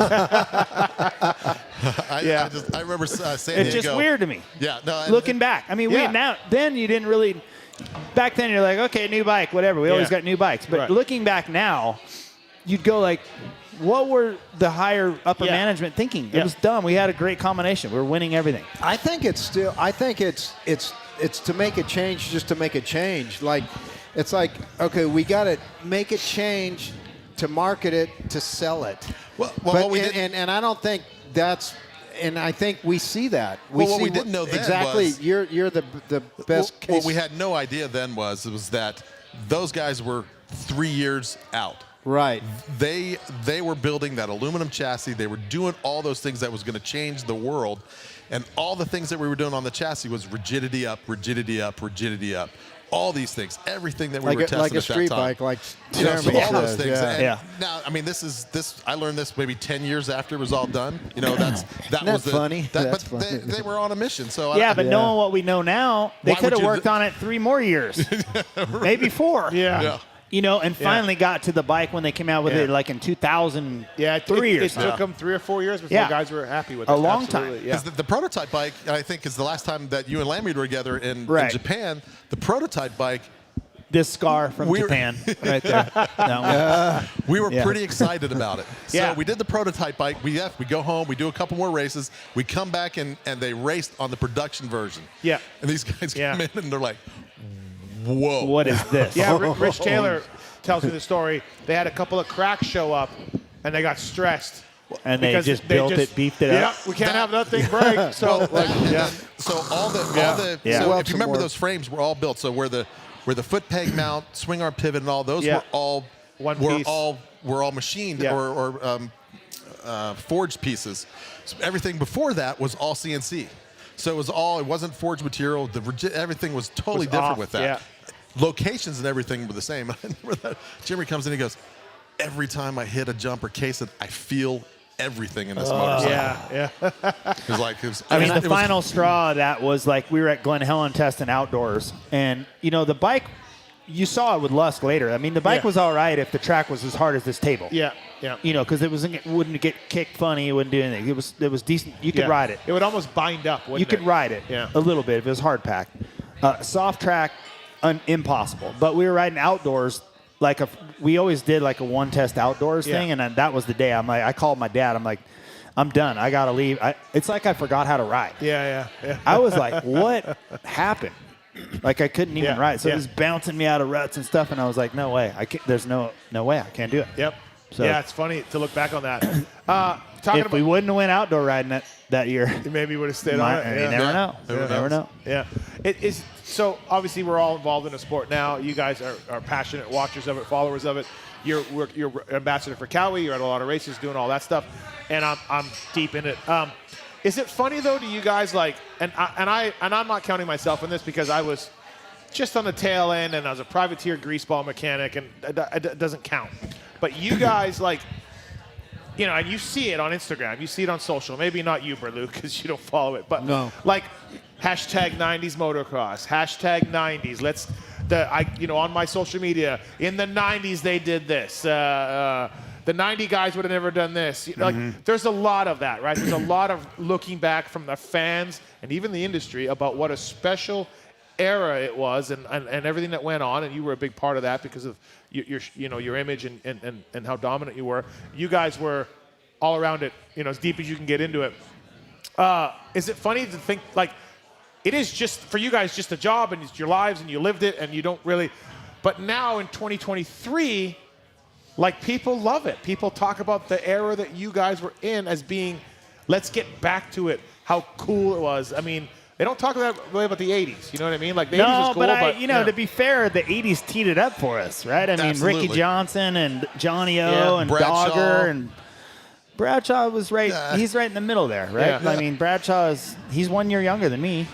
So even though he was riding his 250, winning 250 Supercross, that's an insane trivia fact. I love Bradshaw, but I mean he was winning those Supercrosses at 16 riding for Yamaha, So the 80s teed it up, but I mean I think we were all 90s was a great era for life in general. Yeah, Supercross was amazing. Yeah, we were able to grow. The sport was able to grow. A lot of cool things happened in the 90s, but I think we were all learning how to be adults too, right? So I mean it was just fun.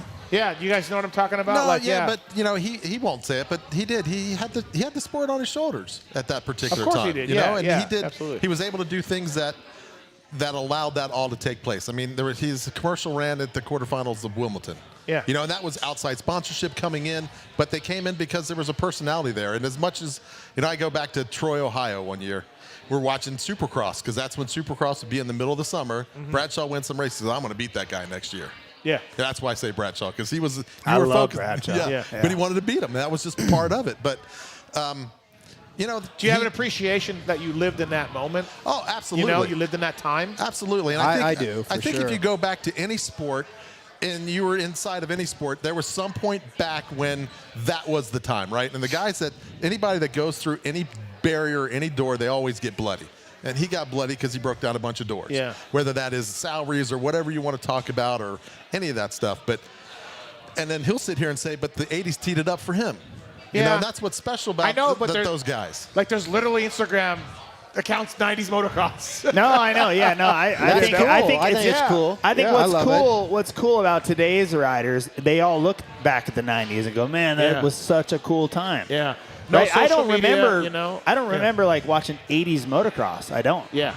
But I'm obviously a fan of all those guys. Those are the guys who you couldn't watch we it. watched It didn't Supercross, exist. that was Coliseum maybe or something in the 80s, right? Yeah. And then the couple Anaheims, the one famous one with David and Johnny, David and RJ. MC, you're dating yourself, 86 bro. or whatever.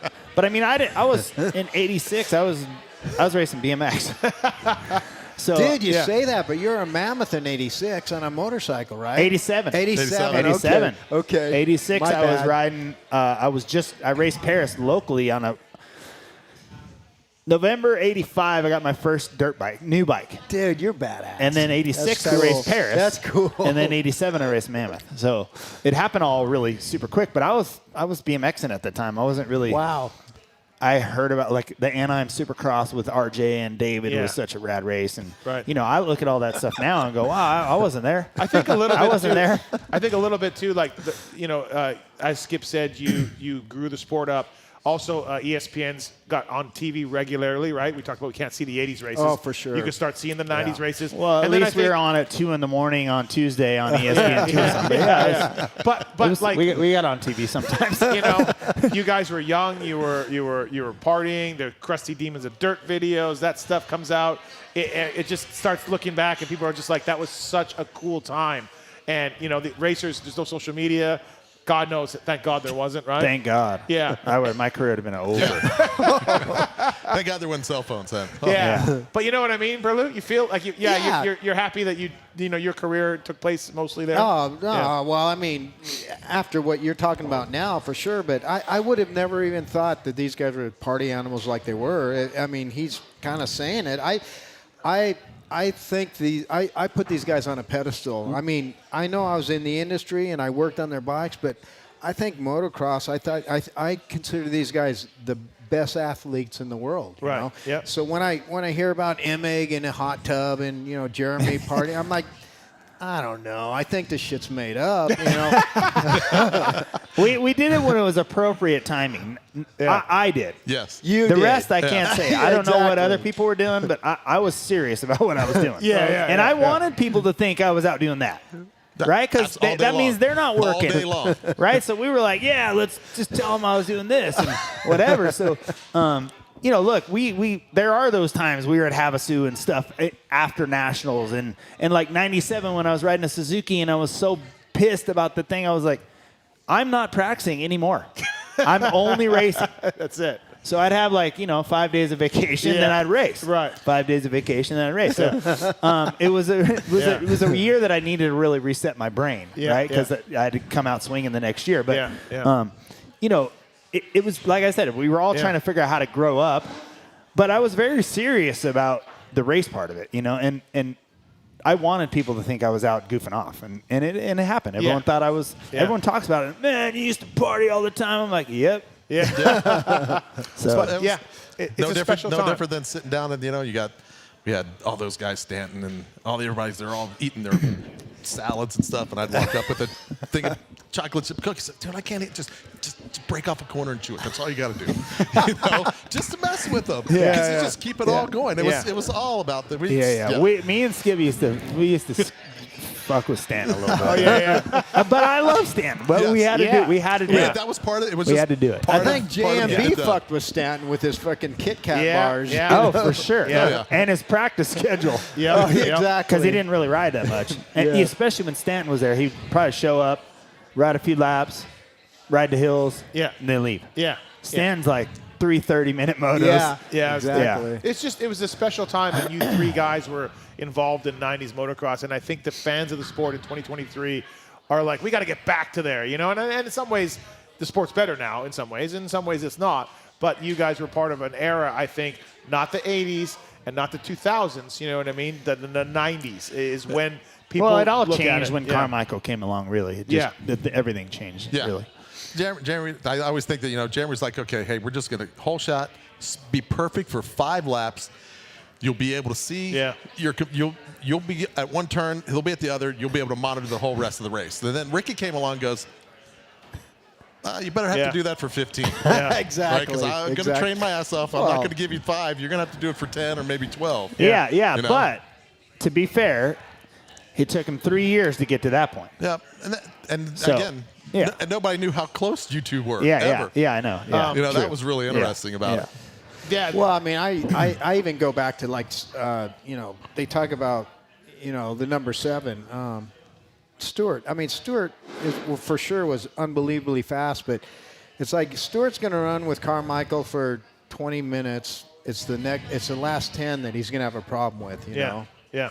And that was the case. I mean, because Ricky was fit. He was, you were on your way out. Right. I don't want Ricky's like 10 years younger than me, so it's exactly a whole new era. Exactly. So I mean, he actually, I'm stoked I lasted 3 years with him coming along, right? Absolutely. He should have taken over. It was going to happen. I mean, how pissed were they when I came in the first year and won as a rookie? Yeah. You know, Stanton, it put Stanton in retirement.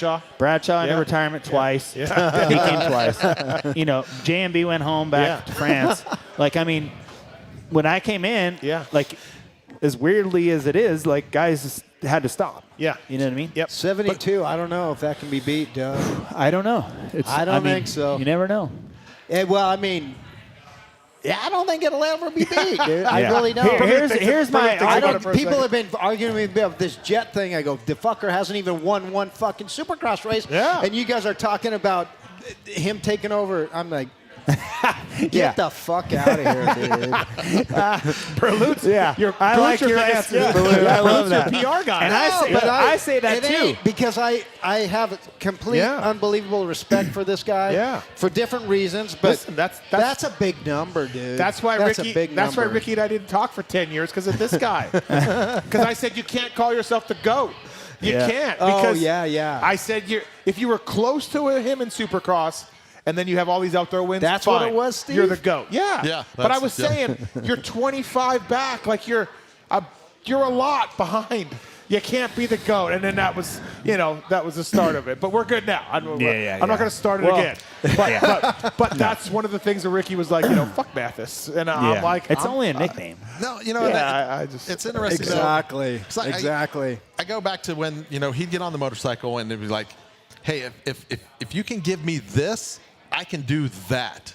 And it was always up the chain, and now it's different. I think James changed it, Villapoto changed it to where when we'd go testing, Jeremy this is where he tested, and he would race here. And he knew what that gap was. So the risk was a lot. In today's world, going back and look at it, he didn't put himself at risk in a test session, very rarely, because he was here, and I know that I can go here with this. Mm-hmm. And I think nowadays, I think James, if he came up now, God, who knows how good he could be. Because all of a sudden, James came in and was like, I'm going to go race pace every time I'm on the track. How do you develop a motorcycle around? When the 4-stroke came out of Cowie, we're like, we hired Phil Lawrence. Phil, I need you to break this motorcycle. Because until we broke it, we didn't know where limitation was. You couldn't risk James putting him on the bike. Yeah. Now with all the data and everything that you have now, I think if he came along now, who knows how good that guy. I don't know. I feel like he still was just one speed. I'm going wide open. But still, what I'm saying is that I felt like at Cowie, when I was there at Cowie, when he came along, we weren't ready for him. We were behind. We couldn't keep up because we were scared to give him anything to get him hurt. Sternstrom tells a story of James being like pissed that his bike wasn't handling 4th gear wide open in the whoops, and Sternstrom's like, you can't do that. You're gonna skip a whoop and die. Like, stop it. He did it all with his hand on the bar, no fingers on the clutch. Yeah. He would ride the whoops like this. Yeah. And when James came along, it reminded me a lot when in '94, Supercross was the #1 priority for Honda Japan. And we got data acquisition. We got all this stuff. And it was like, hey, what gear are you in when you hit the triple? Now we know. Yeah. And he knew everything. He was a dyno. Right. So that's where I got my understanding of how important it is to know your motorcycle. Right. And then When James came along, we had 4 different characters of motorcycle, right? You have guys that'll come out now and they'll go, "Oh, I can't ride it because it's not where I ride it." This is the motorcycle. You should adapt to it or try to adapt to it. James, by the time the first lap was around, he figured out and rode it where it made power in a lap. Yeah. Which was just, we never were able to track that before. But going back on it a little bit, I go, well, shit, he was just like that. Jeremy he knew exactly what he wanted and where he was at. And I think a lot of times it's a little bit lost. And I think you got some guys now that are coming through that maybe are better at understanding that than they were before, because you talk about controlling everything with your laptop now. Yeah. That's where your advantages come from. I mean, all you have to understand is what you actually need, right? What I need is different than what you guys need, right? Well, and I think Jet's got a good handle on that. If I had $1 for every time I heard about setup on a bike after a race, I'd be richer than you. Yeah, of course. Yeah, I don't think any for a long time in the sport, I think weirdly enough, too many guys layered the rider from actually getting his bike set up right. Yeah. There's just too many guys. Yeah. Well, I think this guy, and he has his input. Everybody wants to be useful. They're coming from a good place. Right. I want to help. But what you're doing by helping is just getting the guy lost. No, but there's totally. But there's also to that. There's one thing that's hugely missing.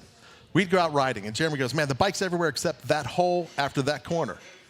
Don't hit that hole anymore." And you go, "Okay." Yeah. And he wouldn't hit the hole anymore. Right. Instead of trying to fix the motorcycle for that one hole, he would just go, "Okay, I won't hit it." Yeah, it's very much specialized. Well, now. that's why I feel that motocross is such a special sport, and we've been involved in it, and I love it, and I still love it. It's 70% rider, 30% equipment, right? So I mean, the rider can adapt. Not all of them can. Well, no. I think you should. Barsh is still not adapting. He's fast, but he's still not adapting. I mean, fuck. I mean, that's what makes it a bitchin' sport. Is you got ankles. You got I mean, the bike isn't. It's not perfect. It's not like a. Well, what's great about our sport is I've said this before. You can be tall and skinny like Damon Huffman and Mike Bow. You can be Ricky Carmichael, short and stocky. You can be him. You can be a BMX. Like, you can win with any type of body, any type of good point. limitations. I like agree. you're not going to do shit if you're a big jockey. Well, or if you're a big F1 driver. Like, you're just not going to do anything, right? Our sport is so cool that way because you can win however. Yeah, I think, a lot of times with racers, and these guys know this, I mean, when you come in, you have to have a strategy. You have to have a plan. You have to figure out how to put this whole this puzzle together, right? Yep. And a lot of guys had 85% of the pieces, but they didn't know how to get the other pieces put into place. You know what I mean? Yeah. And that's where some of the stuff Skip's talking about. Like, I had a pretty good idea of what I needed, and I could raise the bar if I needed to because I knew – I kind of set up my bike for that stuff. I don't know exactly, just from experience a few years back when you're around the race teams and stuff and around what's going on at the test tracks. It seems like we talked about. There's a lot of guys, a lot of inputs. It's hard to get lost, or easy to get lost. Yeah. Easy to get lost. And honestly, in the mid to late 2000s or whatever.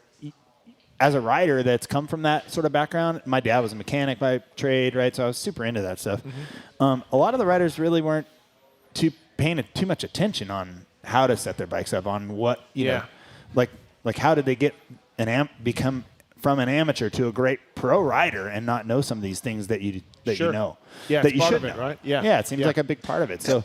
It's just it's interesting to see how each guy goes about it. No, and we did. I mean, we did things during the week. Because you could be on the edge. I mean, we were on the edge with jetting all the time, and the bike could be flat on top for 2 reasons. It could be rich and it could be lean, and it was important for Jeremy to know why it was flat because.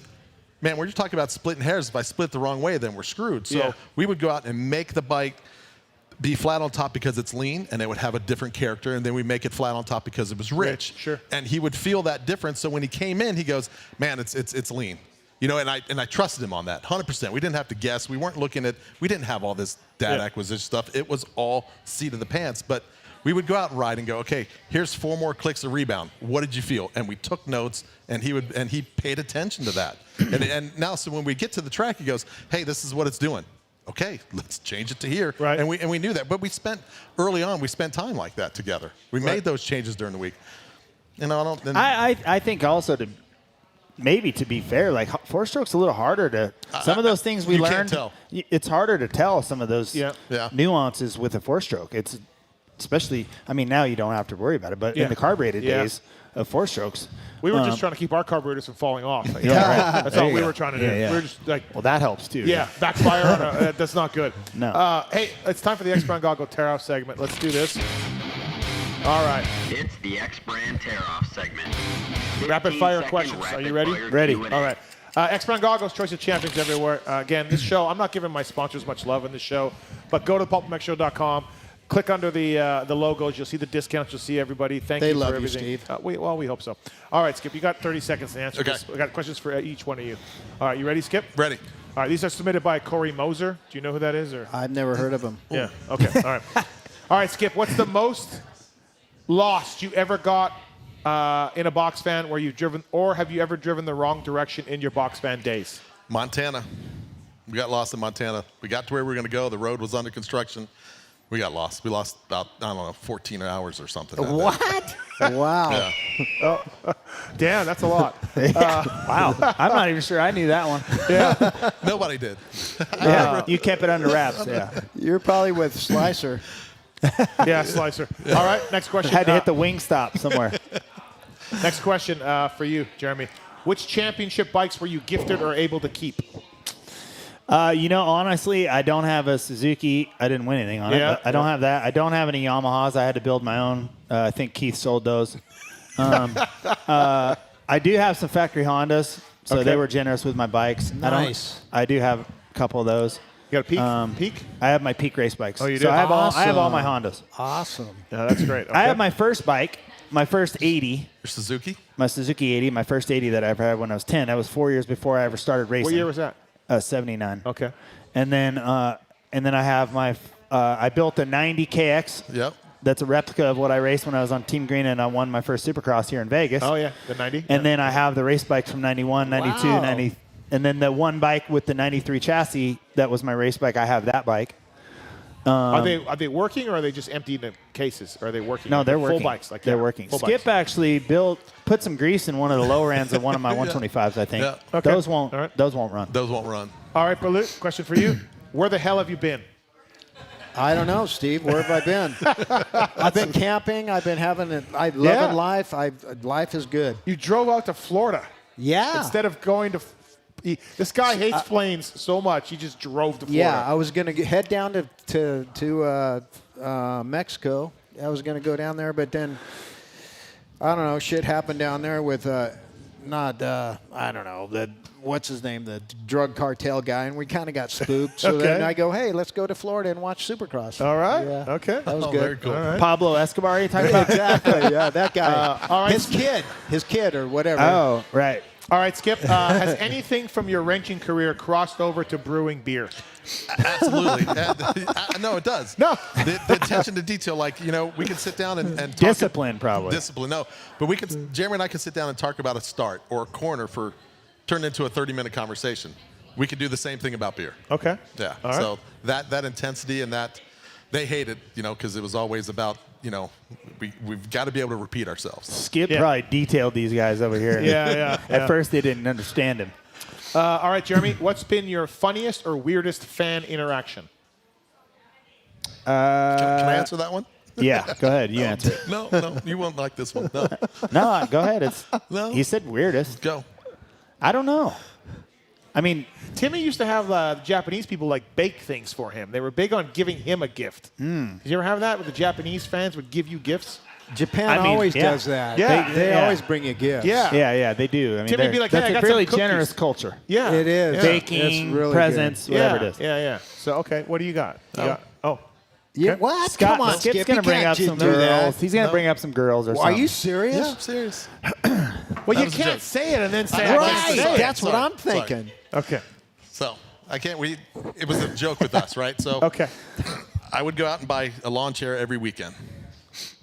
Because I'd leave Jeremy, we'd park in the hills somewhere. Yeah. I go, dude, I got to go to the next race. And he'd stay out there with the chair. I'd give him a box of posters, 4 or 5 Sharpies, and a lawn chair, and a couple bottles of water. And I'd leave him in the middle of some field with 50 people around him signing autographs. What? Every race. Oh, he's talking about the race. Every race. Races. He'd stick around at every race and sign autographs until there was no more fans. Wow. Well, I like being at the races. Oh, jeez, dude. I don't know. Wow, that's gnarly. I was on a team with Chad Reed. He didn't do that. Arnold, No. every weekend, Arnold's all, why do you buy lawn chairs every weekend? Yeah. That's why. All right, Berlut, which sound drop of yours is your favorite? I don't even know how many. We don't have our drops. This is a bare bones operation. That's that's fucking gay or something like that. Yeah. Maybe I don't know. Yeah, I think my favorite is Poon Tune.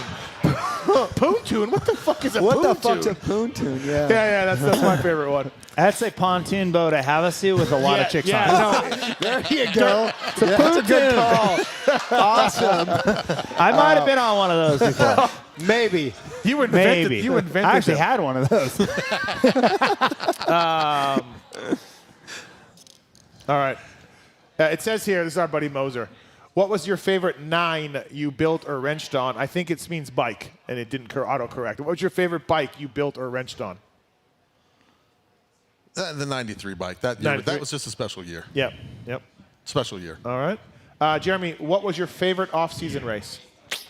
I mean, Bercy, we had a lot of fun, but probably Saporides. There you go. Yeah. I was going to ask you that same question. Yeah, Saporides were fun. But, you know, Those guys took care I of mean, us. Geneva was fun. Genoa was fun. Yeah. Bercy was always fun. Geneva That's was three- always cold. Whenever I Yeah, went. but the stadium was big. Yeah. Yeah. I judge it on the stadium size. Like Bercy was Oh, unique because yeah, it's yeah. small and you had the tunnel and stuff. But now when they do Bercy, it's a different place. Yeah. Right. Yeah, it's a full-size stadium now. Yeah. You know, again, we had so much fun over there. It was fun. What was the most amount of money you won in the off-season? I earned or won? Is there a difference? I got for Bercy, I got paid $100,000 to go Yeah. race 3 days. That's pretty good. Were you 100 at everything at Geneva? No, okay, just because those weren't 3-day right, races. So it's yeah. 3 days. Yeah. Japan? Probably 60. Japan? Japan was free. This is part of my contract. No, but the prize money. I won $100,000 in '93 Yeah. when I won Fukuoka. Remember that race? Oh, yeah. That one That race? was the so first I won place. this race, and they said, okay, $100,000 cash or this Porsche. And I took the cash, but there was a cool car there I could have took. We're flying back, and we've got money stuffed in our pants. We've got it everywhere. He's going, and so we get to customs. Do you have more than $10,000 on you? No. And you're like, oh, Yeah. shit. We're going to Yeah. get pulled over. I mean, they used to pay us in cash a lot of times. So Yeah. you'd be putting shoes and all over the place, your bag. And I mean, they didn't really have x-rays going on too much then. I took some of Nick Way's money in for him, and I kept $100 for travel fees, like a mule fee. Did he notice? Oh yeah, and he was so pissed at me. And I'm like, dude, you got $30,000, and I got $100, and I brought it across. And, dude, he was so mad at me. Oh, that's funny. $100. Do not mess with the man's money. No, I mean, I was a money mule. I could have been busted. I wasn't going to take that So, chance. like on the Saporiti thing, everybody, like LaRocco and those guys dealt with, because they that Catherine lady, right? Furniture. Oh, they got made furniture. furniture. Yeah. Did you ever I do got that some deal? I got some furniture made at one point or another. Yeah, when they had the RJ got furniture too. RJ did too. RJ was a big furniture RJ did guy. too. I did a little bit. But that was a fun race. Just a It was an wonderful outdoor. family. It Yeah. wasn't Supercross. Right. It was out. It was bitching. That was the the best first- part of that whole race was the food. The food. There you go. Oh, the man. food was insane. Every owned a time we ate, restaurant. it was at that restaurant. And It his, was and so his private good. chef was there doing all of it. But what a wonderful God. family. They were so nice. And no So good. preservatives, so you could eat pasta 3 times a day. You could just shove it in. Oh, so It was good. awesome. All right, last question for the X-Brand Goggle Terrace for Berlut. What do you miss most about going to the races? I would say the competition, going down to the starting line, and I mean the riders have the butterflies, but I've got butterflies, and I'm like, yeah, this is fucking badass, Yeah. for sure. Absolutely. I think the night shows, competition, the lights, the noise. Yeah. The smell, back then we had the good smell. Everybody goes, do you miss racing? Oh, I miss race day. Yeah. All the work you have to do to get ready Fuck for that? that. No. You miss race day. I got goosebumps sometimes watching my rider lead a heat race or something. Like I got goosebumps. I was just like so unbelievably. Yep. I mean, I got Summercross. I don't want to bring it up. Steve, don't He's gonna get discount mad. yourself. So, no, I he's don't gonna get mad. mad. I think it's great. But That's I got awesome. Summercross win, beating Jeremy McGrath. that was And then I have a High Point National win. There's 73 wins sitting at this table right now. Wow. Are you Come on saying now. it doesn't count? No, what I'm saying is you You were out there. Yeah. But I'm just you saying. were out there, dude. I don't have any wins. You're putting you have yourself titles, down, you have but titles. you were fucking gnarly, too. I got 2 wins, and it was so fucking cool. Yeah, dude. And I'm counting Summer Cross as one of them. You were there. And you fucking spent plenty of time in this humidity working your ass off. Absolutely. Yeah. All right, that's the X Brand Goggles Tear-Off segment. Also, we have the motorsport.com tweet at me, I guess. Yeah, me. Okay. Questions submitted by at PulpMX Show. We didn't give him a mic. That's what it was. Well, we didn't give him a mic. We usually give him a mic. Yeah, So these are questions for Skip and MC from the listeners. Let me scroll through them from. All right. Lyman Zerga says, I know this won't get answered, but Jeremy, what's the real backstory of Emig and McGrath not getting along? Seems like both traveled in the same group of friends, yet they clearly weren't tight. Yeah, I mean, it's really just down to respect. I mean, when someone doesn't, in those days, it's just a lot of arrogance going on, and I don't deal with the arrogance. Well, I mean, he was a great starter. We had to walk the line of confidence and arrogance, but I was never arrogant. I was confident, of course, and cocky, but it was all for fun. It was never mean. And one of the other things is his riding etiquette. We had a lot of problem with his riding etiquette. He had no problem chopping you off on the face of a triple or doing really dumb shit, which you shouldn't do, no matter if you don't like a guy or not. Yeah.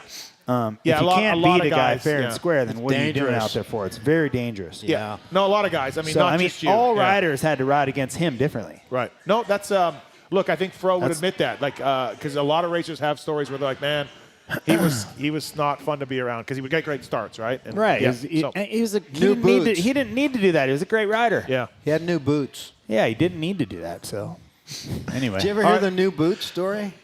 Don't you remember the new boots? Mm-mm.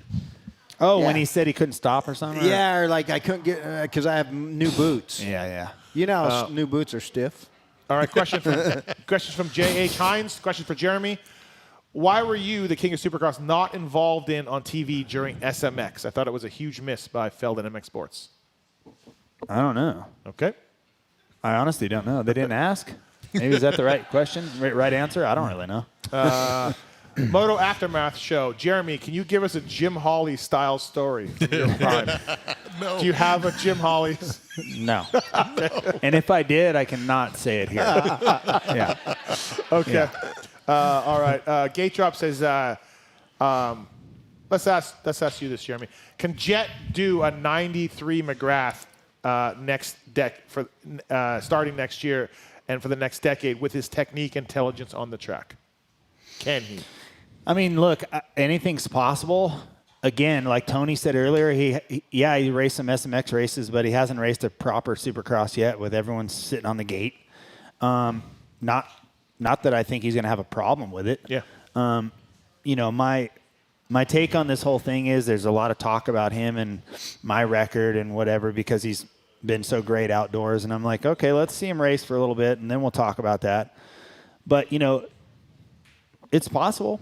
Yeah. What we're seeing, he's really good. I think Honda had a nice strategy on letting him ride outdoor to get used to the 450, and then it turned out way better than they ever expected, right? So it was a dream season, something nobody really expected, and they were kind of just trying to get him warmed up for this year's Supercross is what I'm assuming. Now, it worked out way better. It was a good plan. Lars looks really smart on that deal. Yeah.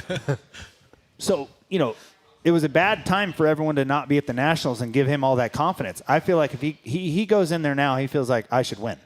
I can win. That's what happened with me. It took me a few races, and he may take him a few races, but ultimately he knows he can go to the top. He knows he's at the top right now. Yeah. So, I don't see it being very long before he starts racking up some numbers. But, it's a lot of races. He's got to stay on the bike. My whole thing with that is like to get to the number 72, it's going to be a long time. You got to stay healthy for a long time. They make a lot of money now, a lot more than I did. Mm-hmm. So they don't have a reason to stay in there that long. Yeah. Absolutely. Right? Why would they take that risk for so long when they make enough money that they can retire and be cool and they don't have to do that? The bikes are faster. Their inertia is a lot more. It tackles the riders when they crash.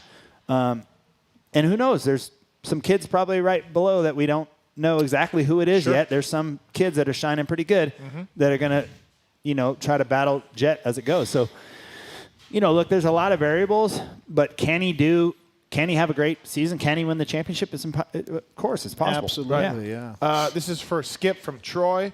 I don't know what he's talking about here, so maybe I just don't remember this. Talk about the night of the X Games Step Up where Skip let 1 pound of air out of MC's tire to help him win the jump off. I didn't do X. I didn't do X. This isn't what's he talking about? Yeah. Okay. Wasn't me. Okay.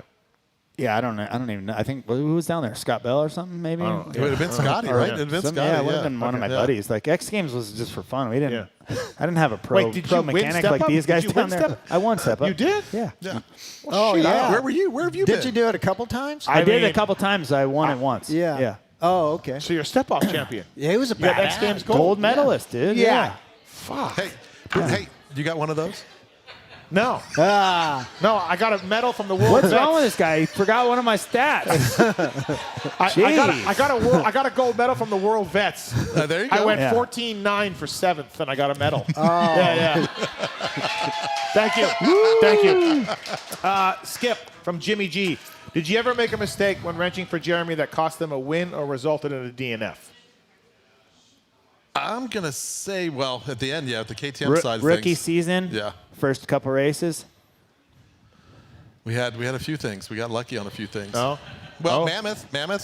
One of the first races before we really got a lot of things coming up here. No, there was a lot. We lost the countershaft sprocket fell off on the Honda at Mammoth one time. Bar mounts were on backwards. Once.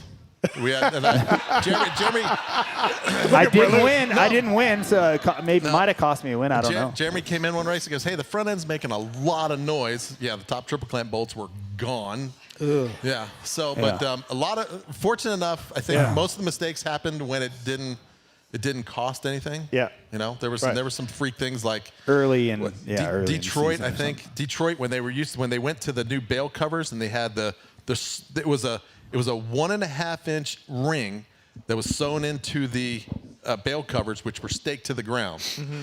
One came up, and when he went into the corner, that one ring went onto the shift lever, ripped the shift lever off one time.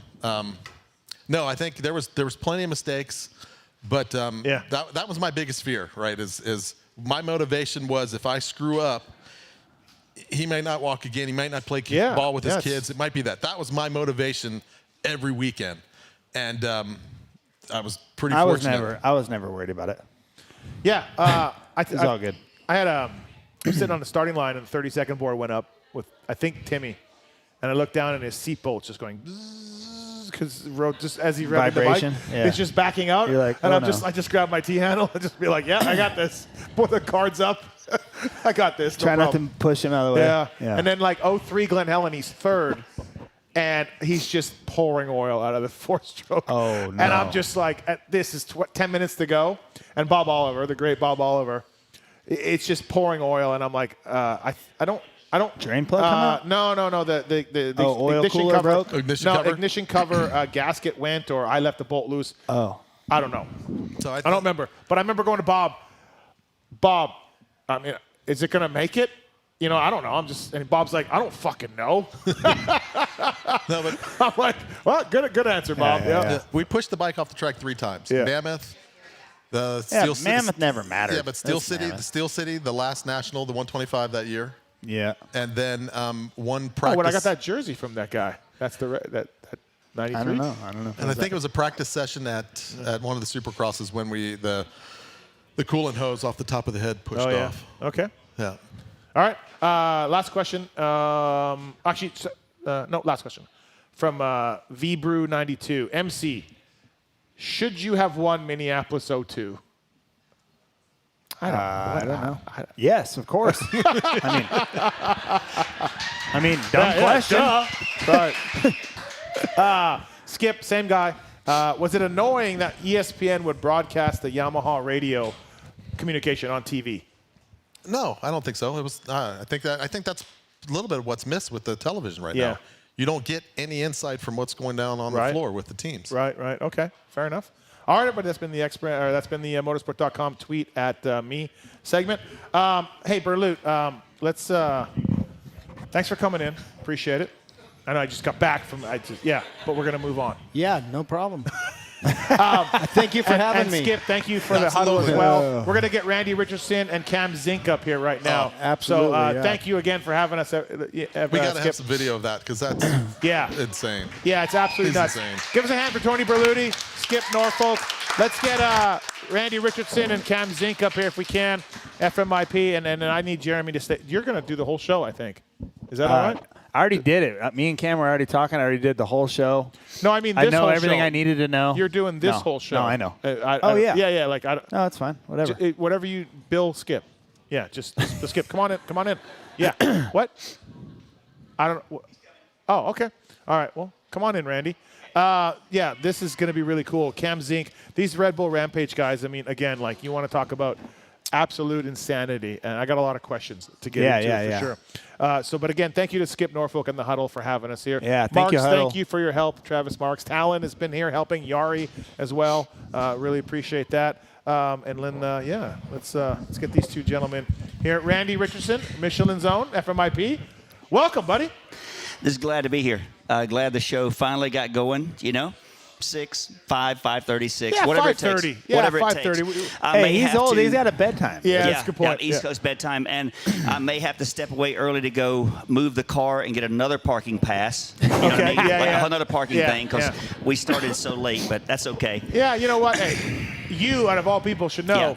PulpMX is a loose program. It's a loose program. By the way, I can't wait to hear the show tomorrow because the huddle here at Skip Norfolk's, the huddle is packed, but no one can hear anything because the audio is horrible. So I don't know. I'll just listen to the show tomorrow on my Delta flight back home. You can always do. You can always get a refund.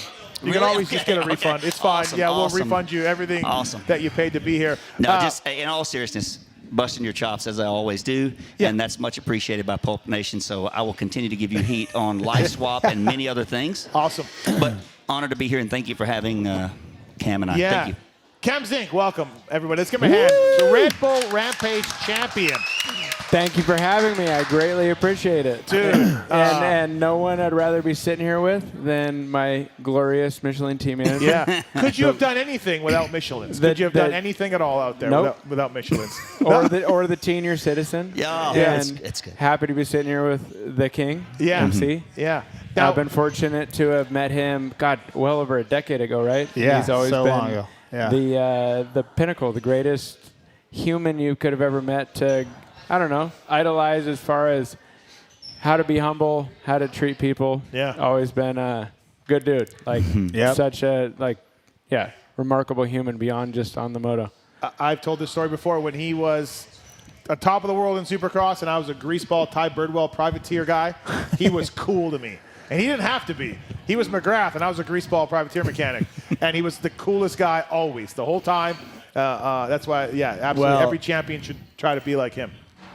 Cam's amazing, too. You should have seen his interview after his event this weekend. It was an amazing interview, so good job on that. And I'm stoked we're friends because we've been friends for a long time. Obviously, mutually we have the same sponsors, some of the same sponsors with Troy and stuff like that. So, but I came from the bike world, so I can appreciate what this guy's doing. It's freaking amazing. So thank you. Fun to watch. And if you guys haven't seen it and you're watching that run up there, we got it on the TV up there. Talk about high risk and balls. This dude's got it.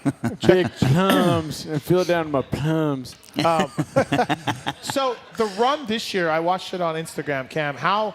And Randy's filled me in on, and I'm going to ask some dumb questions, so just bear with me. It's all good. We're all used to it. All the listeners are used to that. Go ahead. Thank you, sir. Randy's told me a little bit about Rampage, how it works and all of that. How do you piece together that run that you did that won it for you this year? I understood from doing a little bit of research that it was part of some old runs or something. It was part of some other runs, and then you link some new things together. How does that come to you to be like, that gap is fine, and how does it work? I'll try to sum it up relatively quick, I guess. But basically, there's numerous sites, and sometimes there's the first-year build, and then the second-year build. You're obviously going to have some sort of predetermined, pre-built something that you've had and something you're working on. Might not have gotten to finish. We're there for 10 days total. We show up. We have 2 builders each. You scope the lines. We have one scope day where there's no shovels allowed, but you show up and you scour the mountain, try to find a line. You start at A, end at B. Anything else is open. Yeah. And you're there with your 2 builders, and you can pair up with any other team you want. But, it's in your best interest to ride an independent line. But Kyle Strait and I have grown from the same racing pedigree. We've all been, we value the same things in riding, so we've teamed up nearly every time. And we had a line last year that we worked on, and we're cut short a little by time. Kyle broke his back. It was a. Who decides who's going to go first? Dude, that's the hard part, right? It's kind of rock, paper, scissors. Dude, it kind of does boil down to something like that. We're both, grown ass men, but we're also scared, and whoever's feeling it at the time. Ever since 2003, my first Rampage, we've been kind of, alternate years. Pretty much, you did one, I did one. Whoever's feeling it at the time, and we help each other. We're a team, and he's my best friend in the world, and we both just try to help elevate each other. But then, but if I did 2 in a row, and if I'm feeling great, I'm still gonna go. But he took the leap of faith on the one last year, broke his back. It was one of the first times in my life I've literally thought someone might be dead when I saw him crash. Yeah. And well, people have died out there. It's not exaggeration. Yeah. Yeah, dude, it's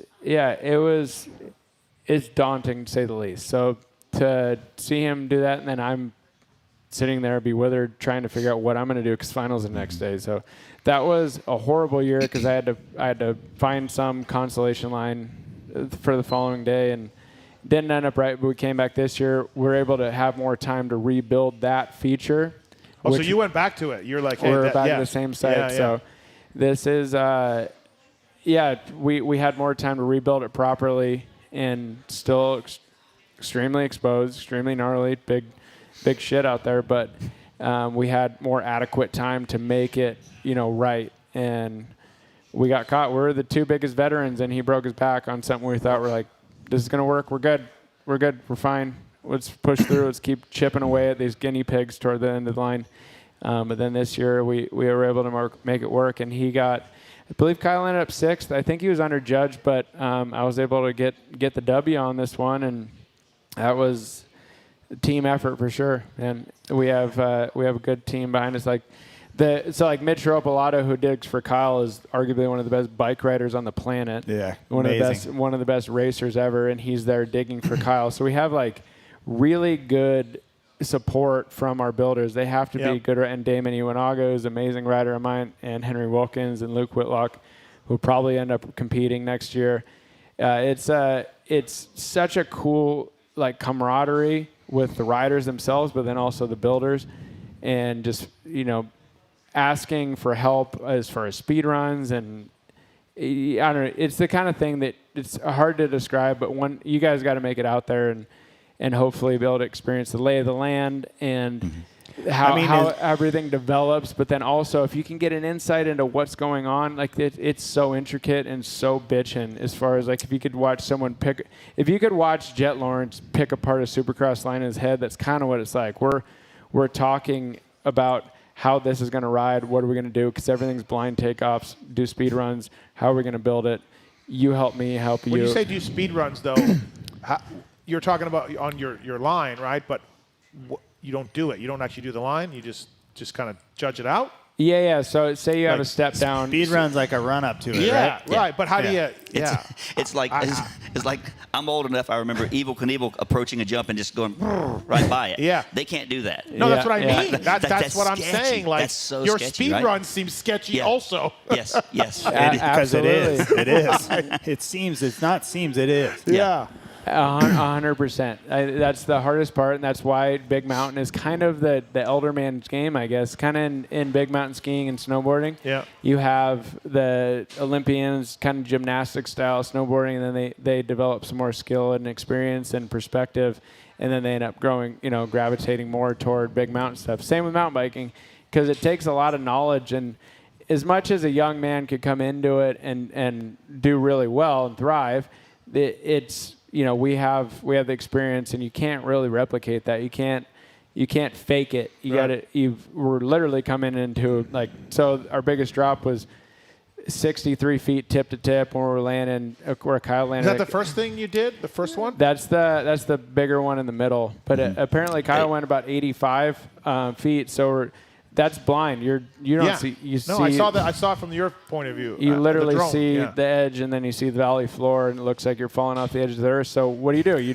You do speed runs, and you have a homie watch you perpendicularly, and all right, I'm visualizing if you were to stop braking at this point, you would probably go, you just, it's all experience. You just keep, we take our time. And it's kind of counterintuitive to moto, because all the moto dudes that I know, they don't, like Behrman, and they don't want to, and Josh Hill, they don't want to get in their own head. They just want to, okay, I want to do it right now. Yeah. I don't want to get in my head. I want to do like one, maybe two run-ins and go for it. I'm the complete opposite. I'm not going to psych myself out. I want to gain knowledge. I want to do, I'll do a friggin' 100 test runs if I have to, if I'm going to gain something from it and gain like a little bit of like feeling to when I go off the lip, and I might do a subconscious brake tap, which is also something that's pretty damn cool. And I'd like to ask Jeremy about that if he's ever experienced it, because I feel like your subconscious takes over at some point. And it's not like being in the zone or being blacked out, which also might happen to when you completely go into a different zone. But when there's like your subconscious is recording shit that you're not even aware of. So you're coming into something and you might like pump or pop or brake, and it just happened. Like that's the kind of shit that I really value of it, and I think it's so special because it's almost like you're tapping into something different. And that's all those years compiled together, where like your body, you just know. Yeah, it's pretty special. I have a question for you. I love that shit. I have a question for you. I'm such a fan of watching this. I've watched it. When in your early years, when you were doing this event, did you find yourself that you were more seat of the pants, more crazy than now, where you make a serious strategy, a serious plan? Absolutely, man. I mean, absolutely. And the sport was in its infancy too, so we didn't know how to build as well. We didn't have running water up there. Now we have actually running water. They pump water from a spring in the back and have a 500-gallon tank at the top, and then they gravity feed it. We tap in with hoses, and that's why you see these big manicured landings and stuff. So that makes it safer, but it also makes it a little more slope stylish, right? So it's kind of a gray area. They're talking about limiting water, but so there's so many other aspects to where it kind of, I don't know, enables you to be more calculated, I guess. And the talent pool's gotten deeper. The sport's older. It's more mature. Everyone is more well-practiced, and the bikes have gotten better, and on and on. But I definitely did, as a kid, was more, I'm going to kill the world. I don't care what happens. I'm willing to fucking die today, kind of shit, you know? Yeah. Whereas now I'm like, I have a family and I have kids, and I'm like, I am still going to do everything I can to win, but it's more calculated as it could possibly be, I guess. You pick and choose your battles. You might forego a certain trick, and you might not practice. You might, airbags and all this stuff. They can only go so far, but you try to take advantage of everything as much as you can. Right. For all the camaraderie that you see when you watch this event between all of you guys, I know you and Kyle team up on your runs or whatever, but have you ever had other guys, like you're bros with all those guys, right? They're all your buddies, I'm sure. Have you ever grabbed one of them, hey, come over and check this out, maybe hit this with me, or maybe do you think does that ever happen, or how do you? Yeah, because that's one question I have, right? You're competing against them, but you're all buddies. The other question I had was when you're out there and you go and you're at the new site, or you're at your site again, and you're going to scope out a line. Do you guys take paint or something that's like, hey, this is your line? How do you sort that out between if another dude wants your line, or you don't get there first, or how does that all pan out? Well, so I guess the easiest way to encompass all that is it's a gentleman's game, right? And there's some bad seeds every now and then, but they usually, they get kind of weeded out. Sure. Right? You just you show up on the scope day with no shovels allowed, and some people bring some paint, some people bring little flags or something and try to mark it, but it all boils down to you know, you're Seniority? not well, you'd think so, right? But hey, Yeah. dude, I was a little shit back in the day. Yeah, I remember telling Cedric Gracia if he tried to ride my line, I was going to break his legs, and that's like taking it a little too far. But that's too far. Bradshaw would respect that. But Bradshaw would respect that for sure. But that's the pissed off little shit that won in 2010. Like that was the year. That was the first year I won. Like so, whatever it was, like. You need to try to harness whatever you have, but you know, then you realize you're like, all right, that was too much. I'm being a little dick. You know? I'm sure by now, though, what's cool though is you've gotten the group of guys that you guys respect and you want in the event, right? So you don't have that one dickhead kid that's going to come along and go like, no, screw you, I'm taking that line. I don't care who you are, you know. The Bradshaw reference. Yeah, exactly. Bradshaw reference. So it's kind of like that, right?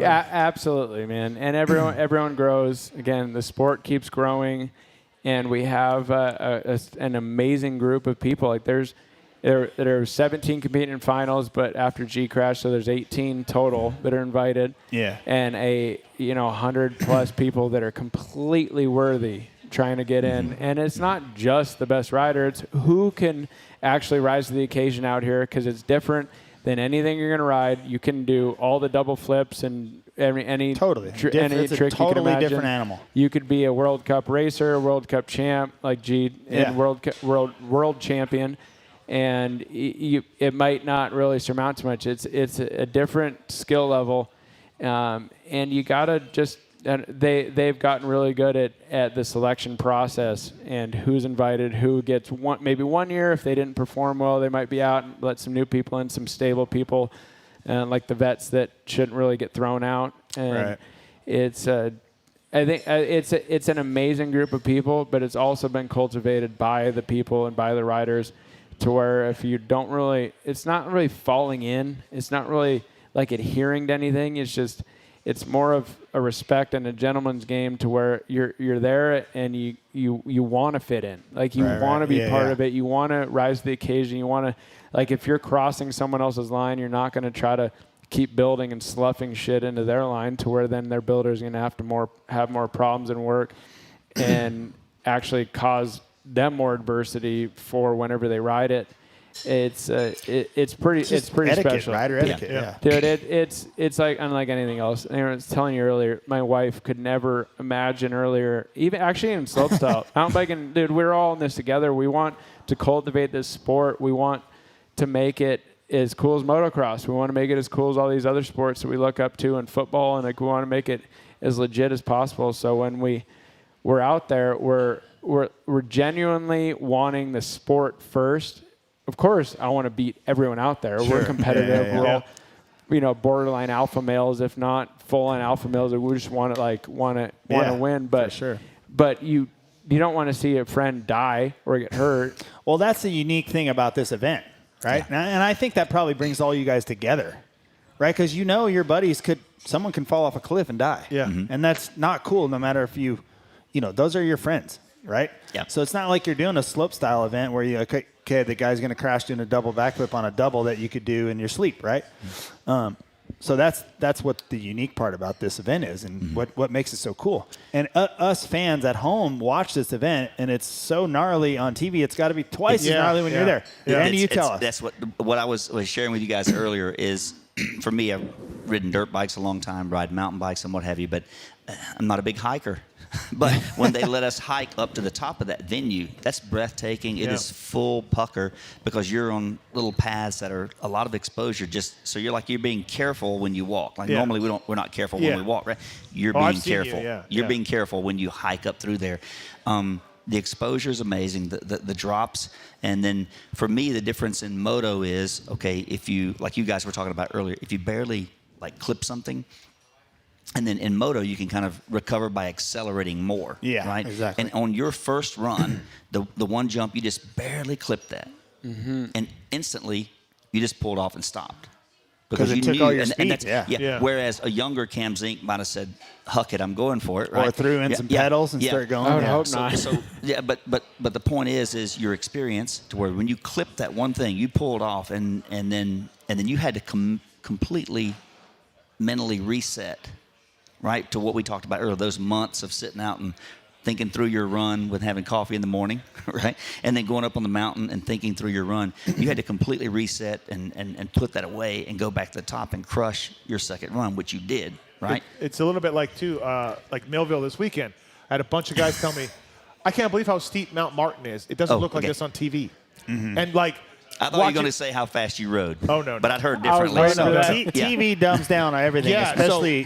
So Rampage, you're watching it on TV, you're like, oh, that's pretty gnarly. But until you get there, like, it's just nuts. Like, it's truly, truly mind-blowing. And to what you said about in motocross, supercross, you have some jumps that are blind. For example, Larocco's Leap. Okay, you can't really see the landing from the takeoff.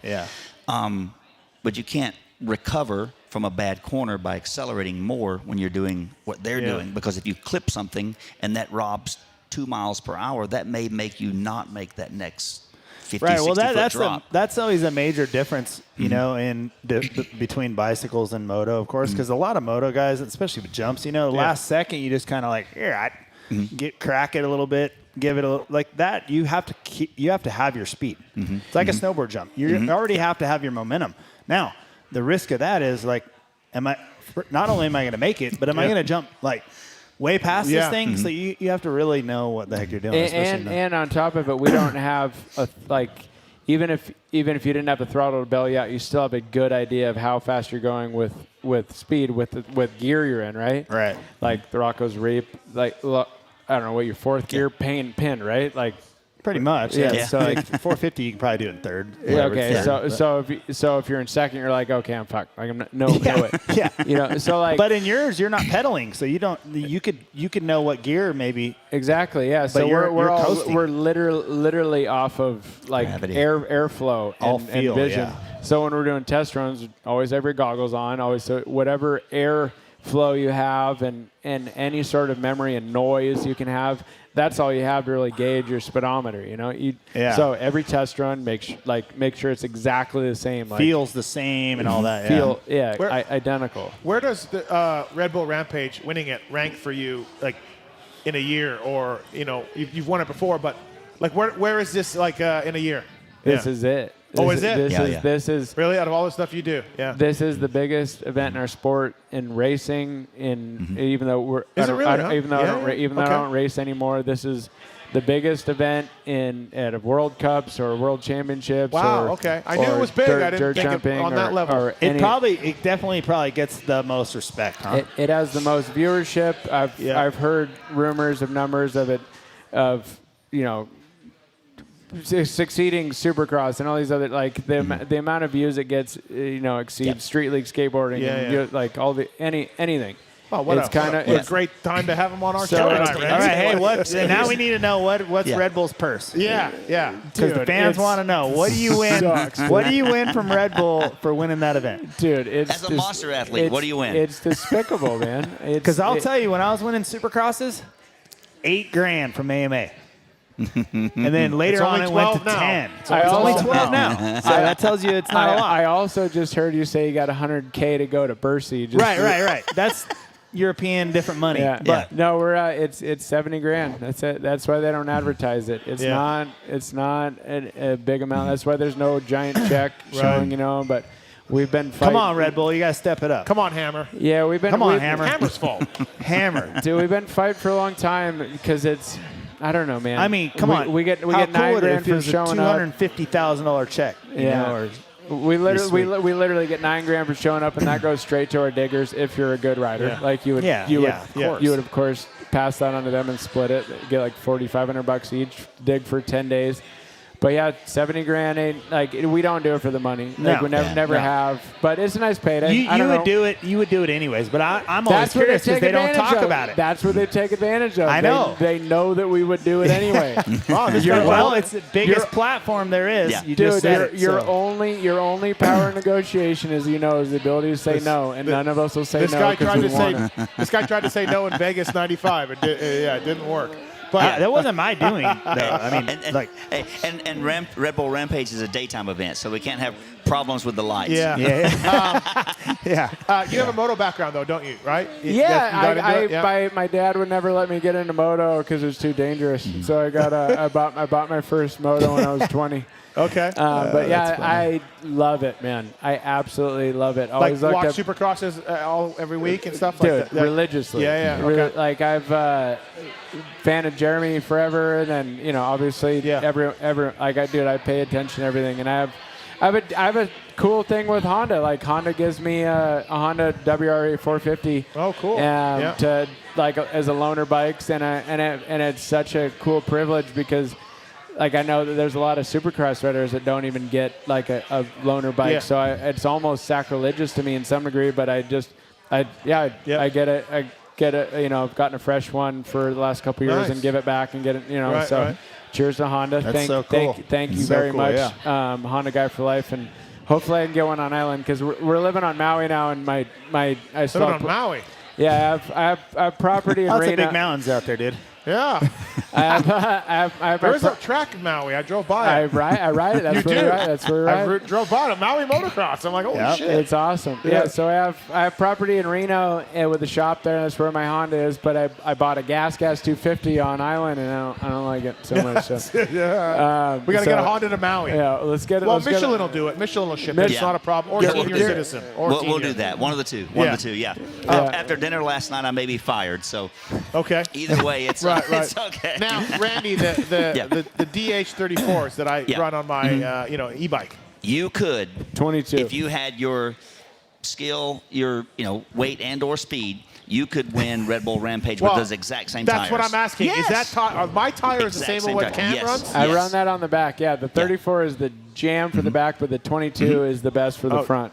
Incredible. I run them either one Randy sends me, but 22s or 34s. Yeah. But so you're telling me I have the capability and with the tire. The tire has the capability. The tires are not your limitation. I'm just saying. Okay. All right. Yeah. And to let you know, sometimes when you text me about some tires and I can't get them to you, it's because I shipped them to Cam. So I hope you understand, like where you fit in. Yeah, right? that is bullshit. I mean? Yeah, because you were out of them for a while. It's kind of like us coming up this late on the show. Yeah. It's not a big deal, but you understand where we fit in. Okay, right? got it. Yeah, got it. Well, good to know. Good to know. And don't think the tires are coming anytime soon. I know, really, exactly right. Well, I'll ship them out the 12th of never. Listen, I don't know what he's doing tomorrow, but I got a couple e-bikes. I'll see what he's got on some of my trails. Honestly, Steve is a mountain bike advocate and has changed your life in a lot of ways, right? Yeah. Like he's had brand ambassadorship with Intense and lost weight, got in great shape, and you took my coworker Brandon and I out for a ride Wednesday when we got in town, and he's strong on a bike. I was telling Jeremy, I got a 3-foot drop. Yeah, pretty gnarly. Yeah, exactly I'll take him out on it. Yeah, and see what the he can only do. thing Cam and I were talking about earlier. He's kind of bummed, like having this here at the huddle, like it's cool. But you were really excited about seeing how high his ceilings were. I heard, right? he got super high ceilings. Here we go. Yeah. Here we go. I heard vaulted, he got high ceilings. Super high vaulted. Yeah, vaulted. Like he's not afraid of big drops, so he wanted to see that from the balcony down. All right. Okay. What if a 250 rider that was 37 years old was in there? Revving it out, ripping a bike to its pieces after a championship. Would that make you upset? Yeah, I would not like that. I would not like that at all, actually. Hey, fireworks? It is your home. Yeah. What about fireworks? Have you seen these idiots with these championship celebrations? Yeah. Have you seen this stuff on Instagram? Yeah, it's nuts. Bikes catching fire. Yeah. People are dying. Beer on out in the exhaust. Can you imagine the shit you're eating? Yeah. From the exhaust, from the muffler packing to the oil. No. And if you don't winning mind, is bitching, bro. Yeah. Winning is bitching. Tell Steve what you did with your bike when you stopped that winning run. I tossed it. I saw that. I saw it. And that was your wife and kids running out?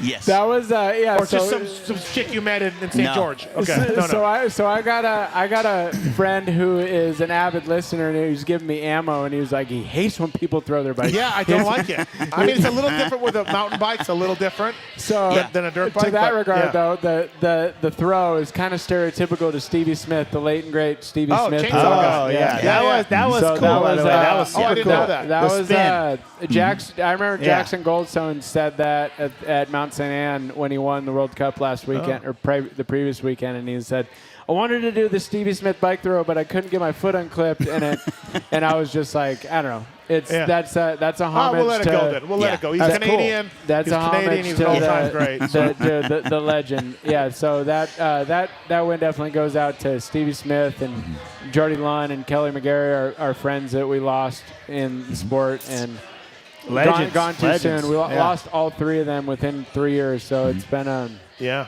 Fortunately, there hasn't been anyone else to go in a while, since then. But there were 3 amazing humans that we lost too soon. What's next for you? What's the next thing you do? I'm gonna be surfing, bro. Surfing in Maui. I'm gonna be back at home, and I don't want to leave the island at all until springtime. So we'll see if I can make that happen. And I see Honolulu Bay is breaking, and that's all. Yeah. I just want to surf. How's this fire situation and everything there? How's that? That's honestly the most frequent question I get asked, and it's fortunately we're in Kihei, and there was a fire there, but that one got under control. There was one in Kula. It took a couple houses, but not crazy. But Lahaina is completely fucked. It's beyond what the news says. That's where I stayed a couple times because right by there was the closest to where I stayed. It's gnarly. Wiped out over there. Yeah, they mismanaged, and apparently the word on the street is over 1,000 people dead, even though the news says 150 or something, and it's beyond. There's a lot of weird stuff.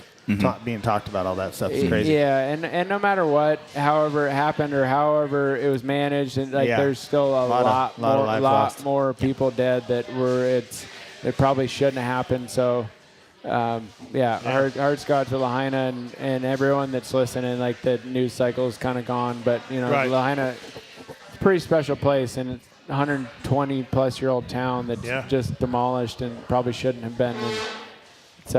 Really sad for sure. Cam Zink, Randy Richardson, Jeremy McGrath, PulpMX Show, presented by Motorsport.com, Decal Works, Fly Racing. Guinness Book of World Records. You have one. I had 2. Okay. Well, I guess technically I still have 2 because the current one that he beat me was. You got a record? You don't got a Guinness record. I don't know. 72 Supercross wins from Chris. Yeah. Just say it. Yeah. I don't know. I asked Jeremy once. Hey, I'll check. I'll let you know. I asked him once when we were golfing. I said, "Is 72 on a golf course easier than 72 Supercross wins?" He said, "Of course." He said, "Supercross wins because never hit 72." Yeah, exactly. I've never shot even par on golf. 50 of this guy's wins were a hard 5 laps, and the rest were like, "Hey guys, see you later. Peace, bitch." Yeah, well, I can hit the downside. If I had to go faster, I would have. Yeah. No. I agree. Too good. Yeah. The technique and everything was so much level. It was such took a while for everyone to kind of catch up. That was good. Do you see any glimpse? I can't fathom what it is, but I see something BMX style. I don't know what it is. There's a floating rhythm that Jet possesses that you had that I don't feel like anyone at the time had. Can you pick apart any part of it that you're like, oh, this is because of A or B or? I can't tell you that I'm looking at when I'm seeing what you're seeing, I'm thinking that was me. Right. Right. Yeah. So what he's doing, he's playing games with himself. He's challenging himself to oh, maybe I can jump into this corner because that tells you he's bored with the rest of the shit that's going on. And he's like, all right, I'm going to figure out how to jump into this corner and make this look cool. Yeah. And he's able to do that mixing in with his racing. So I think he's looking out a different window than everybody else. You know what I mean? He's seeing it differently. Yeah. And that's going to grow. What we're watching, that's gonna get a lot better. Yeah, someone will start seeing it the way he's currently seeing it. Right. Yeah. There's a lot of people who began seeing things the way you did. Right. Or the way that James did or what have you. Yeah, I mean, for a few years now in the sport of motocross and supercross, you see the transition between a lot of going sit down to standing up. A lot of guys are trying to stand up, right? And they're standing up around ruts and feet on the pegs more. Yeah, and of course, stuff like that. the Roxon thing or whoever, maybe it was Stefan Everts that was kind of the first guy to start doing that stuff years ago. But yeah, I mean, what you're watching is something unique. I'm seeing it, we're all seeing it. Now, can you put that into wins? Well, we'll see, right? I mean, but it is fun to watch because he's seeing stuff differently than everybody else. They all are trying to copy him now. And we'll see a lot of copycats, right? Yeah. But he's sort of seeing it differently, and it's pretty neat to watch. Yeah, it'll be really interesting because you look coming into the next year, right? Tomac, injury, question mark. Sexton, new bike, question mark. Jason Anderson, can he get back? Question mark. Cooper Webb, new bike team, question mark. Kind of, there's questions about everybody except for kind of one guy, and you're like Jet Lawrence. You're like, he's same bike. How do you see it shaping up? You know? I mean, if Tomac comes back strong, how do you see a battle between Jet and Tomac? I mean, how do you see that? I believe in the 3, dude. I think that there is so much more than goes into just bike skill, setup, and the team. And Tomac has the heart, dude. He has. He can. Well, I'll tell you. He certainly has the fitness. He has the speed. He seems to have the starts now. He's a lot better off the start. Jet's a great starter, but he doesn't whole shot every time. Yeah, and he's gonna have to be badass through the whole race because that's what it takes to be Tomac. Tell you what, though, to me, this year was the first year where Tomac took it easy. Tomac won some races using veteran knowledge. He had a better strategy. He did. He didn't have balls out speed like he had in the past. He was smarter. There was a couple combos. I remember he didn't jump. And I would ask him about it after the race. He said, well, I felt like by lap 10, that's not going to be a usable line, so I'm going to not even bother doing it. Just keep plugging away. Yeah, he more so went in management mode than beast mode, right? He did. For the first time. Usually it's beast mode and it's fast qualifiers and fast laps Just and everything like else. what Cam said a little bit ago. I mean, it takes years of knowledge to figure that stuff out. Yeah, dude, it's kind of funny you mentioned that because I look up to these dudes as if they're older than me because, I don't know, it's a different sport, and I like look up to them through moto, and I suck at moto, right, compared to them. So, but I forget that I'm older, right? I'm older than Eli, and I really, really appreciate his mindset, though, and what he's been able to cultivate over the last couple of years from, God, that year that he got, he sandbagged himself when he was on Geico and, just kind of mental midget kind of shit. Now he's like the strongest dude mentally out there, and he's a charger, and he will Sexton will, let's just say it. He's come on, Sexton's a mental midget when it comes out.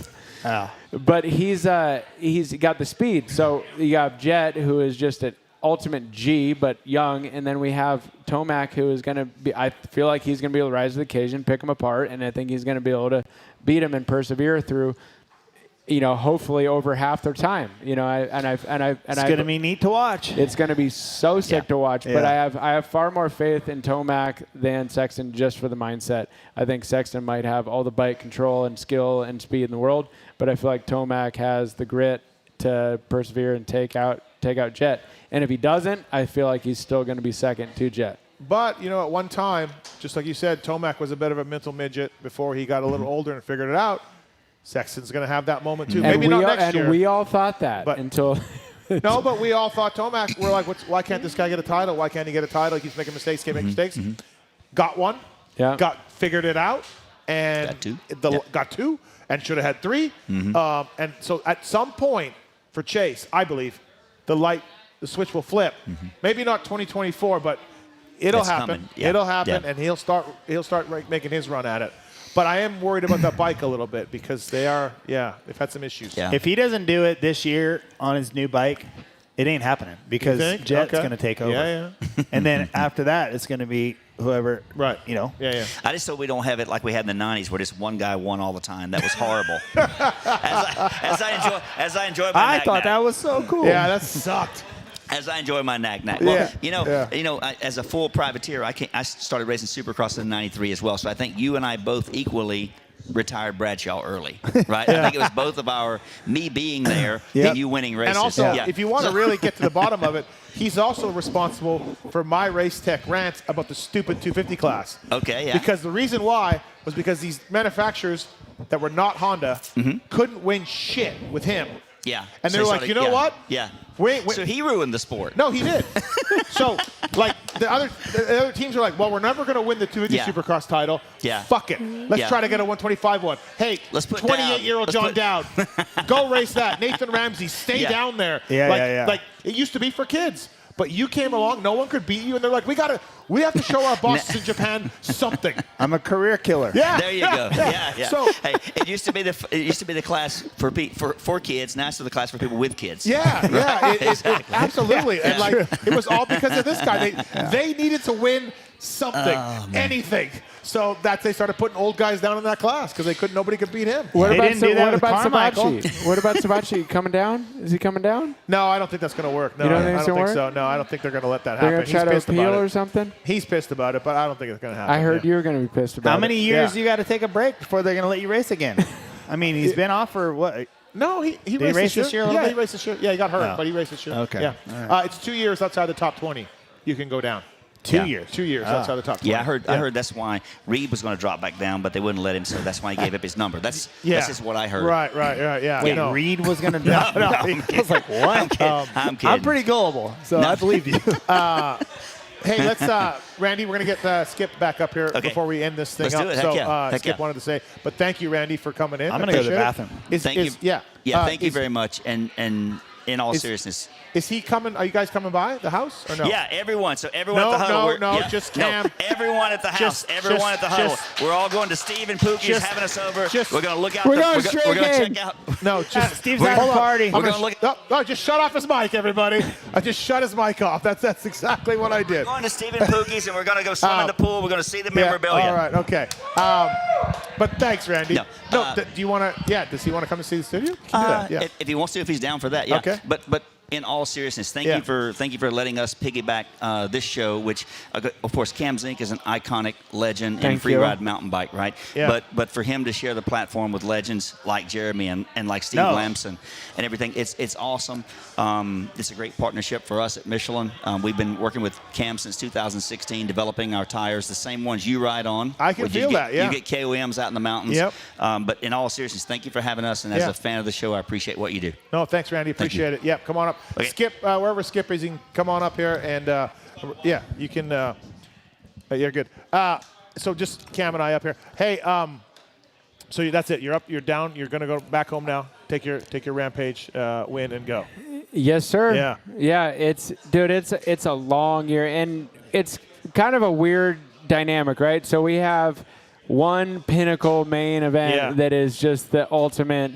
And you don't get a next weekend. You don't get an A1, and then you go Phoenix, or you don't get we don't get too many other options, especially in big mountain. Like when I used to compete in slopestyle, there's more events, traveling to Europe and everything, and you get another shot, and you'd be pissed off after messing up one. You take that to the next, but you got to sit on it for a whole year if you fuck up. So, but at the same time, we get the privilege of being able to focus on one and do all the due diligence and all the prep for anything that you can, because you can't show up there and have the line picked out, and because you have to adapt, and you're going to find out that this doesn't work for that. You're going to find something different. This new line or this new jump or the option on the hill is going to be better. So you can't really pigeonhole yourself. So you have to make sure that you're well-rounded in overall bike control, riding, and tricks on everything. Yeah. And so that when you show up, you can build anything and everything. So it's more than just focusing on A, B, and C, but at the same time, we get to focus on one event, and I absolutely love it. I love this. This is the pinnacle of our sport. It's cool. Couldn't be more proud to take it home again after 13 freaking years of heartbreak from the last one, and it's pretty special. You're just nuts. You know that, right? You're fucking crazy. It's all relative, right? It's all relative. All right. Fair enough. Skip, welcome back. Thank you. Thanks for having us here at the Huddle, man. No, I really appreciate it. Yeah, it's been fun. I'm glad we could get this guy up here, Steve Lamson. I mean, it's phenomenal. It's great. Mike Hooker. Yeah, I'm more excited to see you guys here than anything. I'm stoked to see Huddle, and then I was super stoked to see Cam walk in the door. I was like, all right, sweet. There we go. Fresh off the big win. No, to your point, he's the craziest dude in here. Yeah. No, like I'm I said nuts, man. Hey, like I said on his Instagram, he's a special kind of rad. Thank you. It warms the heart. Especially coming from him, right? Especially, dude. Especially. We got to do this again. Let's try to do this again. Skip down the road a little bit. Yeah, we can. Let's do it. Maybe we can do pre-Supercross kickoff or something. I don't know, but something. No, if you would let me thank a few people before we get out of here. Yeah, absolutely. So it's I got to make sure I don't forget anybody, right? So one thing I think both of us learned, Jeremy and I learned earlier, is you're really only as good as the people you surround yourself with, right? You surround yourself with great people, and clearly I tied Superman shoes every day. That's all I did. That's all I did. But here we've been very fortunate that we have an incredible staff. I think we have some of the best beer in Las Vegas. I really do, and it all comes down to the team that we have here. Yeah. Cheers on that. We were very fortunate to find Joe Kuzo, our master brewer. He had San Diego roots, and I felt like if we could bring San Diego's the capital of craft beer. I thought if we could bring a little bit of San Diego here, we'd be cool. And then Ashley, our brewer, when we first opened, she came in here I think it was a Tuesday. She would come in, she'd buy beer. She had all these books in front of her. She'd take a couple crowlers home. And all of a sudden, I'm like, hey, I probably should just go over and say hello to this lady. So I sit down, and she's reading brewing books. And she's all, I really want to learn how to brew beer, and I want to do this. I go, hey, would you like to start behind the bar? So she started behind the bar. And 2 weeks in, she's all, I really want to be back here brewing beer. And at that point, we were getting to the point where I couldn't help Joe enough in the back because I had other things that was going on. So Ashley came in. And now, fast forward to almost 3 years now, and Ashley's brewing all of our core beers. She brews every day. It's really special. Yeah. And then, Cameron, you guys got to be Cameron. Some of you guys got to be Cameron. He's just a young kid, wants to brew beer. And he's our cellarman, which basically means he cleans shit all day long. That's what he does.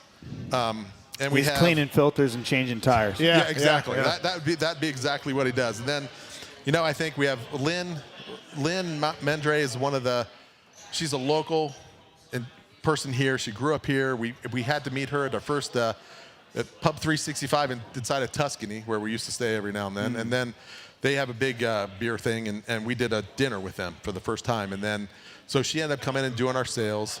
I'm really proud that Tanner, my oldest son, he's behind the bar. He's been serving you guys beer all day long. Yeah, Tanner. That dude back there, right there. Yeah. Thank God he looks like his mother. That's a good thing. And then, there's Chantel, Cameron, Kendall, Brooke, Cassidy, MJ, Brent. Those are our staff that are in here feeding everybody and drinking, pouring drinks for everybody. And then Lisa Hamilton's back there. She's my business partner. She's been in moto just as long as all of us have, but she was back in the old Team Green days when Ron was manager of Team Green, and Ashley and all those guys were Ashley, what's her name? I don't know. No, yes, nope. you do. Okay. Motorcycle. Ashley, she was deaf. Fialik, yes, thank you. Okay. So back in those days, good one. Yeah. So Lisa was working for Revlon at the time and did a lot of things with Team Green and doing the moms and everybody could come in there and get your nails done and stuff like that. So she's been in moto for a long time. We happened to meet back in the One Industry days. That's how we met, and here we are. We opened a brewery together. So cool. Cool. Yeah. Special place. Yeah, there's a lot of roots here in moto, and you got the best hat in the business. Yeah, absolutely. It is. So there's one thing here. We have a beer, but again, we're very fortunate, and we opened in the middle of COVID, and the local group here got us together. We got a table from Utah here. These guys are all off-road racers. They're all off-road racers. They came in and rode the Mint last year. I got to get in the pits with them, change the tire. We had some fun. Oh, look at you. Yeah, we had a good time. They didn't win though. It was a little disappointing. Probably because of the tire guy. Yeah, probably. It was probably the tire guy. Absolutely. But I've been really fortunate in a lot of different places. I've met absolutely some wonderful people. I mean, everybody in here tonight, we've talked about old stories. Tony and I were talking about how we met each other, and we may not talk, and Jeremy's the same way. We may not talk for, I don't know, any given time, but all of a sudden we could talk 3 minutes in, we're right back where we started. And those types of friendships are hard to forge in today's world, and I'm very fortunate. I've been a very blessed individual, and I'm super excited that you guys are out here and you got to see a little bit of what we've got going on. When we're all done here, we can take a tour in the back. I can show you how we make all the beer and what we do here. And there's one beer though, the Knack Knack. The Knack Knack is one of my beers. I love this beer. And it's a West Coast Knack IPA. Knack at home? Does he ship you Knack Knack at home? Yeah. I mean, okay, we need to make this some happen. Got some HUDL cans in the fridge. Okay. Drawers, dude. All right, okay. Of course. So, and it's a big boy beer. I mean, it's a 450 class in Supercross. But we have another beer. It's called the Panic Rev. And it's race gas? Pretty much. This is 7.2%, obviously for the 72 wins. But we do a Panic Rev. and it's exactly what the name says. It's 13.1%. Oh, that's all you, Cam. Is C12 shit or MXR02? Some VP. Yeah, there you go. Absolutely. But no, I've been blessed. I've been very fortunate, and doing something that doesn't involve two wheels has been kind of interesting. But being able to come on the Pulp Show and have some fun and talk about what used to be and what we can do now and older we get, the faster we were. Yeah, exactly. Wow, for you, I mean, that doesn't work. No, I mean, no. you just were fast. Yeah. And he just shows on Instagram, hey, how many bears do I have for Mammoth, right? And there's like, it takes him 42 minutes to pan through the wall for all the bears that are on the wall. But I need to come see the museum at your place. I want to come. Every time I see it on Instagram, I'm like, that looks fucking great. Yeah, it's I pretty cool. gotta come see it. It's pretty cool. It's cool. It's got some neat stuff in there. Yeah. Come by anytime. Check Next year, San Diego Supercross. Yeah, there we go. Well, awesome. Thank you again for having us. Thank everyone for coming out tonight. Thanks everybody out Thank there. everybody guys for watching. Thanks for coming. Mike Hooker, Thanks, Steve Steve. Lamson. Thank you. Tony Berluti. You stayed in there all show. Thank you for that. Thanks for the help. I'm here. The great I Jeremy wanna be McGrath, here. everybody. Give him a hand. The legend. Cam Zink, Rampage winner. Thanks for having me. Thank you for Cam. having me. And Skip Norfolk. I'm Steve Mathis. Thanks, everybody. Really appreciate it. And, we'll see you here next time, next year at some point. Thanks, Huddle. Let's do this again. Thank you, Huddle Brewery. Cheers.